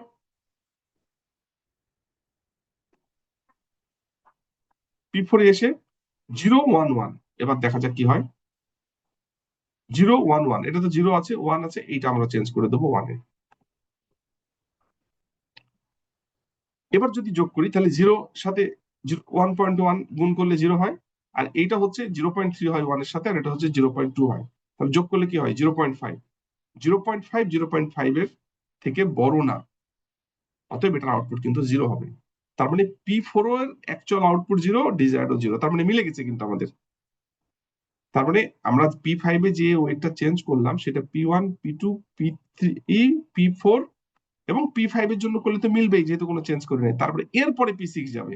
এখানে খেয়াল করেন, P5 এ একটা সিম্পল চেঞ্জের জন্য আমাদের পুরোটা কিন্তু P1 P2 P3 P4 check করে P5 শেষ করে P6 এ আসতে হলো, না হলে কিন্তু হবে না। যদি আপনার এমন হইতো যে আপনার এই চেঞ্জের কারণে, ধরেন যে ফর এক্সাম্পল P3 তে যে মিলছে না, আপনাকে কিন্তু তাহলে এইটা যদি আবার ওয়েট আপনি অ্যাডাপ্ট করেন বা চেঞ্জ করেন, তাহলে এইটার জন্য আবার P1 এ যেতে হবে, করে P1 P2 চেক করে আসতে হবে। তার মানে একটা সিমিলার ওয়েট কে দিয়ে আপনি নিচের দিকে তখনই নামবেন ওই ওয়েটটা সবাই তার ডিজায়ার্ডের সাথে অ্যাকচুয়াল মিলে গেছে তখনই, তার আগে কিন্তু সুযোগ নেই। তো এখানে আমরা তো খুব সহজ প্রবলেম দেখছি, জটিল প্রবলেমে কিন্তু এভাবে আসলে মেলানো খুব কঠিন। ঠিক আছে, আমরা সহজভাবে বোঝানোর চেষ্টা করছি আসলে কিভাবে হয়। যদি আপনার এখানে ইনপুট ডাইমেনশন 20টা থাকতো, এবং এখানে তো 0 0 1 এরকম তো থাকবে না, 0.2 0.4 0.338 এরকম ডিজিট থাকবে, তখন আপনি কিভাবে মিলাবেন? তখন কিন্তু হাতে কলমে করা খুব কঠিন। কিন্তু আমরা সহজভাবে বোঝানোর জন্য বিষয়টা আসলে ক্লিয়ার করার চেষ্টা করছি। তো যাই হোক, নিয়ম কিন্তু এটাই। তার মানে আমরা কিন্তু দেখেন এখানে P5 এ চেঞ্জ হওয়ার কারণে আমরা কিন্তু ওপরের সবগুলো চেঞ্জ করে নিচের দিকে নেমে আসলাম। এটা করতে গিয়ে যদি কোনো একটাই চেঞ্জ হতো, তাহলে ওই চেঞ্জের ফলে আবার কিন্তু আমাকে P1 P2 চেক করে ওইটা চেক করে নিচের দিকে আসতে হতো। আবার যদি ওই P3 তে ধরেন যদি চেঞ্জ হয়, তাহলে যে যদি P2 তে প্রবলেম হয়, P2 তে চেঞ্জ হলে P2 টা আবার চেক করে P1 থেকে আসতে হতো। মানে নিচে তখনই নামবো যখন আমার হচ্ছে ওপরের সবগুলো ঠিকঠাক থাকবে। তার মানে আমার P5 কমপ্লিট হলো। এরপরে আমি আসবো হচ্ছে এখান থেকে আমাদের এখানে দেখাই, তাহলে সুবিধা হবে P6 এ। P6 এর জন্য 101, তাই না? তাহলে আমাদের কি হবে?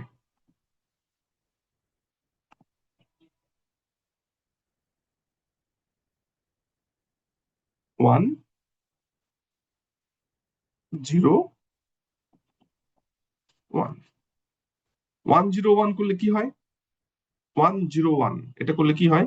তাহলে এটা হবে 1.1, এটা হবে 0, আর এটা হচ্ছে 0.2। তাহলে এটা হবে 1.3, 1.1 আর 0.2 যোগ করলে হয় 1.3। 1.3 করলে কি হতে পারে?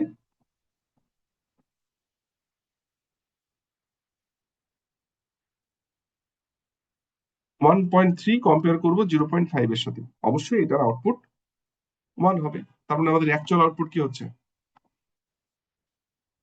Actual output 1। P6 এর ডিজায়ার্ড কত? 1, অ্যাকচুয়াল 1, তার মানে মিলে গেছে। তার মানে if correct, okay, no problem, complete. এরপরে আমরা চলে যাব হচ্ছে P7 এ, 1 1 0, তার মানে আমরা কিন্তু এবার 1, এটা হচ্ছে 1, আর এইটা হচ্ছে 0।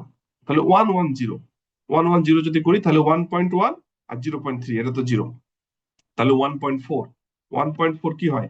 1.4 0.5 এর উপরে, তার মানে অ্যাকচুয়াল আউটপুট কিন্তু 1, ডিজায়ার্ড আউটপুট 1, তার মানে মিলে গেছে।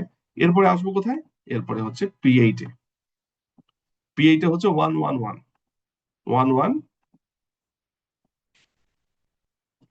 1, 1 1 1, তাহলে এটা করলে কি হয়? 1.1, এটাও 0.3, 0.2 যোগ করলে কত হবে?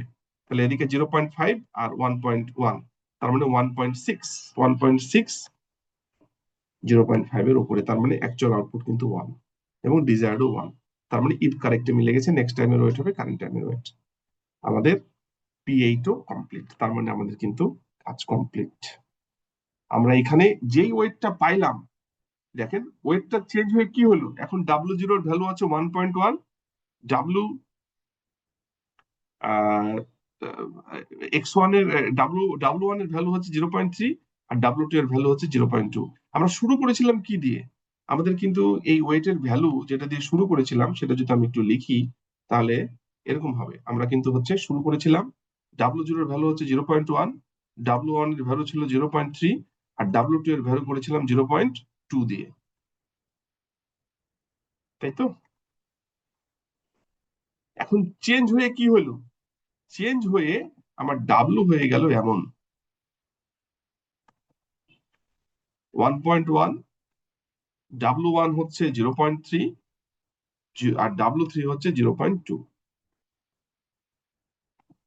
এখানে আমরা ওয়েট অ্যাডাপ্টেশনের সময় কারেক্ট তো কাজ করেছেই, একবার শুধু এই যে আউটপুট 0 শুড বি 1, মানে নেক্সট টাইমের ওয়েট হবে কারেন্ট টাইমের ওয়েট, মানে অ্যাকচুয়াল আউটপুট ছিল কম, হওয়া উচিত ছিল বেশি, সেক্ষেত্রে ওয়েটটাকে বাড়ানো হয়েছে এই ইকুয়েশন দিয়ে।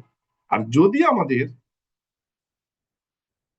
ওয়েট কম হইতো, মানে আউটপুট কম হইতো, আউটপুট 1 শুড বি 0, ডিজায়ার্ড 0 হইতো কিন্তু অ্যাকচুয়াল 1 থাকতো, তাহলে আমাদের নেক্সট টাইমের ওয়েট হবে কারেন্ট সময়ের ওয়েট মাইনাস ইনপুট, মানে ওয়েটটাকে কমাইতে হবে। তার মানে খুব সিম্পল, যদি আমাদের অ্যাকচুয়াল আউটপুটটা কম থাকে, ডিজায়ারটা বেশি থাকে, তাহলে ওয়েটটাকে বাড়াইতে হবে, কারণ মাল্টিপ্লিকেশন করেই তো বাড়ছে এখানে ওয়েটের সাথে। আর যদি অ্যাকচুয়াল আউটপুট বেশি থাকে, ডিজায়ার যদি কম থাকে, তাহলে ওয়েটটাকে কমাইতে হবে। আমরা ওইটাই করার চেষ্টা করেছি। আমাদের এখানে ওয়েট গুলা খুব সিম্পল ধরার কারণে এটা সহজে মিলে গেল। ওর যদি জটিল ধরতাম তাহলে কিন্তু এটা মিলানো কিন্তু খুব কঠিন হতো। ঠিক আছে? তো এইটা আমাদের হ্যান্ড ক্যালকুলেশনের জন্য সহজভাবে করার জন্য সহজ ওয়েট গুলো আমরা নিয়েছিলাম। যদি জটিল ওয়েট নিতাম তাহলে কিন্তু হাতে ক্যালকুলেশন করতে এটা ঘন্টার পর ঘন্টা লেগে যেত। তো মেশিনের জন্য কি হইতে পারে? আমি আগেই বললাম মেশিনে তো আমাদের হচ্ছে এগুলা কি হবে, আমাদের এগুলা তো আসলে জিরো থাকবে না, জিরো আর ওয়ান থাকবে না, ফ্র্যাগমেন্ট মানে ফ্র্যাকশনাল ভ্যালু থাকবে, 0 পয়েন্ট সামথিং, পজিটিভ ভ্যালু থাকবে, নেগেটিভ ভ্যালু থাকবে। তো এটা ক্যালকুলেশন করা কিন্তু হাতে অনেক জটিল, মেশিনের জন্য আবার এটা সহজ। তো যাই হোক, আমরা যেটাই করি না কেন, প্রথমে আমরা হচ্ছে কি করলাম, আমরা হচ্ছে একটা ওয়েট ধরে নিয়েছিলাম, তারপরে আমরা এই ফর্মুলা দিয়ে যেটা করলাম সেটা হচ্ছে আমরা ক্যালকুলেশন করে আমরা কিন্তু একটা অ্যাডপ্ট ওয়েট পেয়েছি। এখন কথা হচ্ছে আমাদের কিন্তু লার্নিং কমপ্লিট। আমরা এতক্ষণ পর্যন্ত যা করলাম, দিস ইজ কল্ড লার্নিং। আমরা এতক্ষণ পর্যন্ত যা করেছি এটাকে বলা হচ্ছে লার্নিং। আমরা কি পাইলাম? এই লার্নিং করার পর আমরা লার্ন টেমপ্লেট পাবো। লার্ন টেমপ্লেট মানে কি? দেখেন,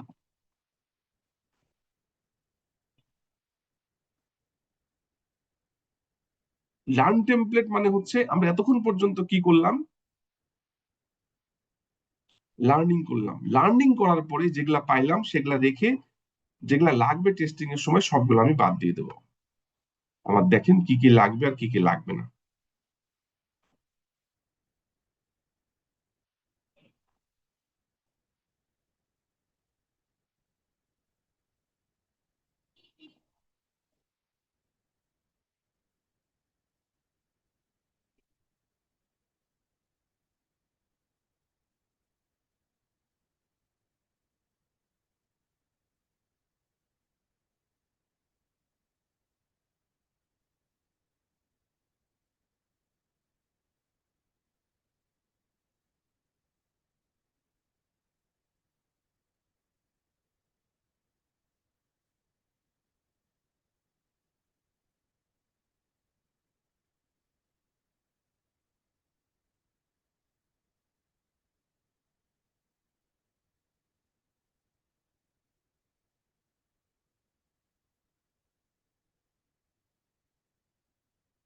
দেখেন, আমাদের এই জিনিসগুলো এখন টেস্টিং এর সময় লাগবে।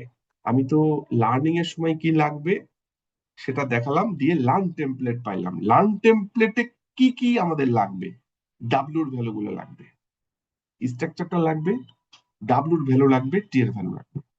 তো এই যে স্ট্রাকচারের সাথে যে ডাব্লু মানে ওয়েটের যে সেট, ডাব্লু 0, ডাব্লু 1, ডাব্লু 2, এইটা আমাদেরকে মাথায় রাখতে হবে, মানে এটা সেভ করে রাখতে হবে। লার্ন টেমপ্লেট মানেই হচ্ছে ওয়েটের সেট, আপনাকে সেভ করে রাখতে হবে, থ্রেশহোল্ডের ভ্যালু সেভ করে রাখতে হবে।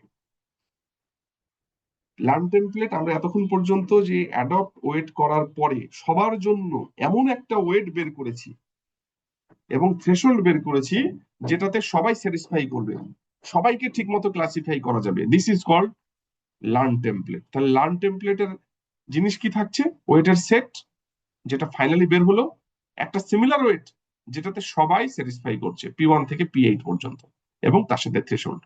আমরা টেস্টিং এর সময় কি করবো এখন সেটা দেখবো, এই লার্ন টেমপ্লেটটা কাজে লাগবে। টেস্টিং এর সময় আমাদের এখানে ওয়েটের ভ্যালু সব সময়ের জন্য ফিক্সড হয়ে যাবে।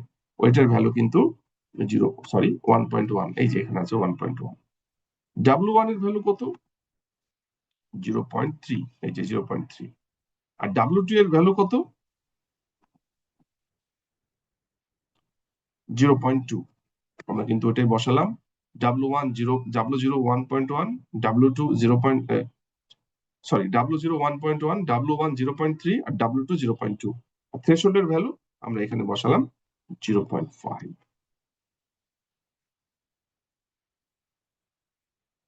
এই হচ্ছে আমাদের এই টার্মগুলো আমরা লার্ন টেমপ্লেট থেকে বসিয়ে দিলাম, টেস্টিং করার সময় এটা বসিয়ে দিলাম। এই এই ভ্যালুগুলো বের করার জন্য লার্নিং করেছি, ওয়েট এবং থ্রেশহোল্ড।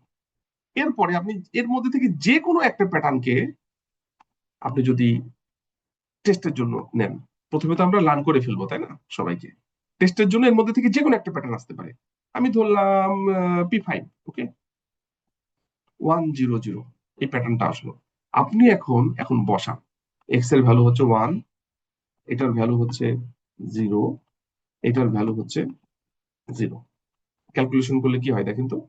আপনি যদি এইটা ক্যালকুলেশন করেন কি হবে, থ্রেশহোল্ডিং ফাংশন, এই ফাংশনটা, তাহলে কি হতে পারে? ওয়াইটি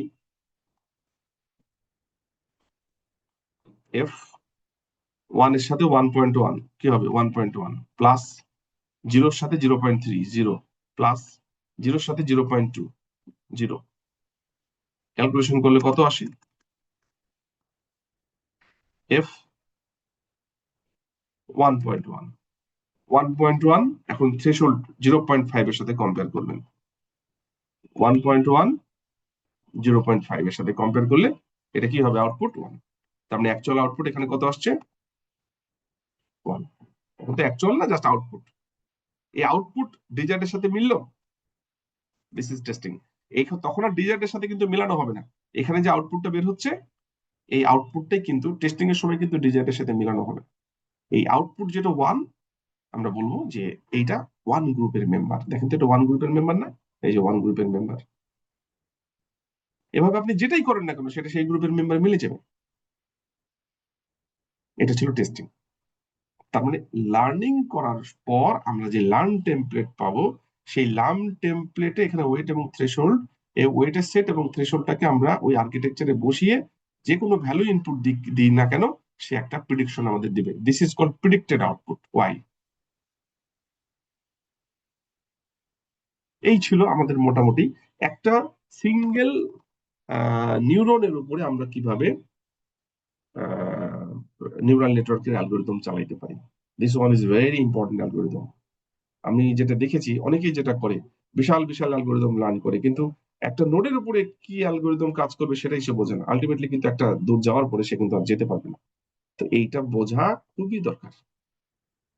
এখন আমার মনে হয় ক্লিয়ার হয়েছে আপনাদেরকে। আমি চেষ্টা করলাম যে একটা পারসেপ্ট্রন লার্নিং অ্যালগোরিদম, একটা হিউম্যান ব্রেন থেকে একটা নোডকে আপনি যদি বের করে নিয়ে আসেন, নিয়ে আসার পরে আপনি হচ্ছে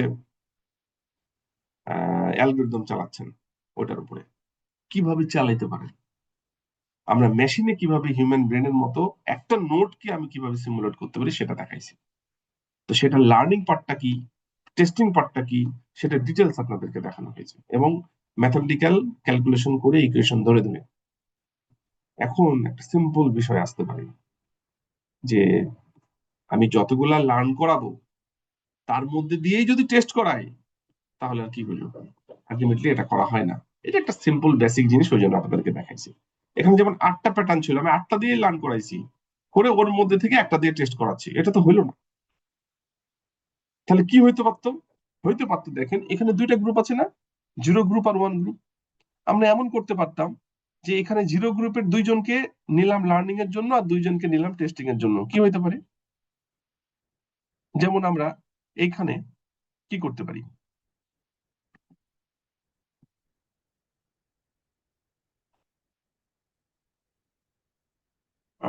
ধরেন আমি এখানে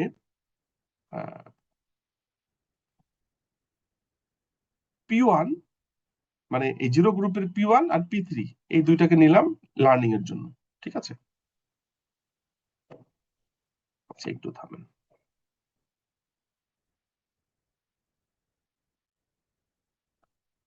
এই জিরো গ্রুপের P1 কে নিলাম হচ্ছে আমি লার্নিং এর জন্য, লিখে দিলাম পাশে এল।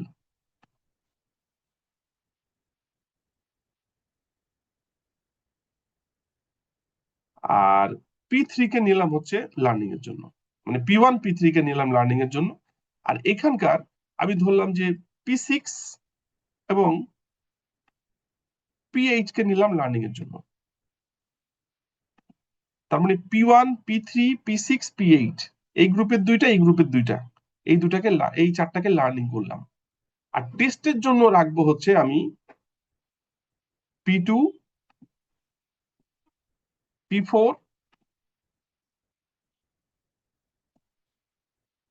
P5 আর P7। তার মানে যেগুলা দিয়ে লার্ন করব সেই প্যাটার্ন দিয়ে টেস্ট করব না। তার মানে লার্নিং এর জন্য আমি কি রাখলাম? লার্নিং এর জন্য আমি রাখলাম হচ্ছে P1 P3 P6 আর P8। আর টেস্টিং এর জন্য আমি কি রাখলাম?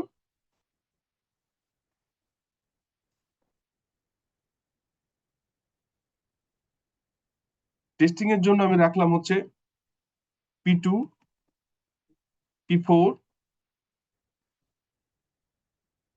P5 P7। তাহলে টোটাল ছিল 8টা। 8টার মধ্যে আমি 4টা লিখেছি লার্নিং এ, 4টা লিখেছি টেস্টে। তার মানে আমার কিন্তু ওটা হলো যে 50:50, মানে লার্নিং হচ্ছে 50 আর টেস্টিং হচ্ছে 50। এরকম কিন্তু এক একজন এক এক ভাবে করে। কেউ হয়তো 70-30 করে, কেউ হয়তো আপনার 80-20 করে লার্নিং টেস্টিং এর পার্ট। তখন আসলে আপনার রিয়েল ভ্যালু গুলো আসবে। যেমন আমি যদি এখানে বলি যে 50-50 যদি করি, তাহলে এখানে কি হবে? আমার 4টা প্যাটার্ন দিয়ে লার্ন করছি। আপনি লার্ন করার সময় P1 P3 P6 P8 use করছেন অ্যালগরিদমটা লার্নিং করার সময়। আমরা কিন্তু সবগুলোই করেছিলাম এখানে। তো আমরা এখানে P1 P3 P6 P8 দিয়ে লার্ন করলাম। আর টেস্ট করার সময় আমি P2 P4 P5 P7 দিয়ে টেস্ট করলাম, মানে 50-50 লার্ন টেস্ট। তখন আপনি প্রিডিক্টেড রেজাল্টটা আপনি লার্নিং করবেন P1 P3 P6 P8 দিয়ে, তারপর হয়তো টেস্ট করলেন P2 P4 P5 P7। আপনি টেস্ট করে কি রেজাল্ট পাচ্ছেন, প্রিডিক্টেড রেজাল্টটা অ্যাকচুয়ালের সাথে কতখানি যাচ্ছে, সেটা দিয়ে আপনার অ্যালগরিদমের অ্যাকুরেসি মেজারমেন্ট আসবে। এটাই হয় না। যতগুলা দিয়ে লার্ন করা হয় ওগুলা দিয়ে টেস্ট করা হয় না। যেটা দিয়ে লার্ন করা হয় ওটা দিয়ে টেস্টই করা হয় না, অন্যটা দিয়ে টেস্ট করা হয়। এতে আপনার রেজাল্টটা কত আসছে, অ্যাকচুয়াল রেজাল্ট, সেটা আপনি বুঝতে পারবেন। এটাই হলো রিয়েল কেস। তো যাই হোক, আমরা মোটামুটি ভাবে এখানে আজকে যেটা দেখার চেষ্টা করলাম, একটা পারসেপটুয়াল লার্নিং অ্যালগরিদম কিভাবে কাজ করে, আমরা ডিটেলস সেটাকে অ্যানালাইসিস করার চেষ্টা করেছি, এবং অ্যালগরিদমিক ভিউটা কিরকম হইতে পারে সেটা ডিটেলস আপনাদেরকে দেখিয়েছি। তো এই হচ্ছে মোটামুটি আমাদের পারসেপটুয়াল লার্নিং অ্যালগরিদম। এটার অ্যাডভান্স লেভেলে কিছু জিনিস আরো আছে, আমরা সেটা পরে দেখার চেষ্টা করব। আজকের ক্লাসে আমরা এই পর্যন্তই দেখলাম যে আমাদের মোটামুটি ভাবে একটা বেসিক নিউরন বা আমরা হিউম্যান ব্রেন থেকে একটা নিউরনকে যদি আমরা মেশিনে সিমুলেট করতে চাই, তাহলে একটা বায়োলজিক্যাল নিউরনকে কিভাবে আমরা একটা মেশিন সিমুলেটেড ফর্মে নিয়ে আসতে পারি, জাস্ট লাইক দিস গ্রাফ।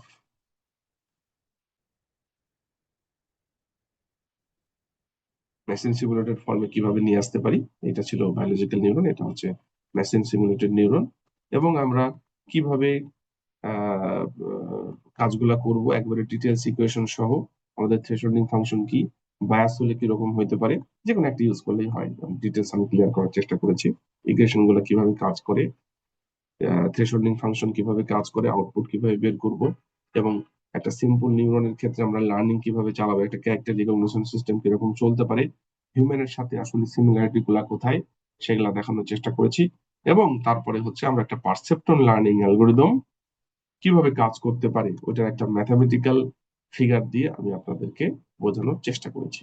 এই ছিল মোটামুটি আজকে আমাদের ক্লাস।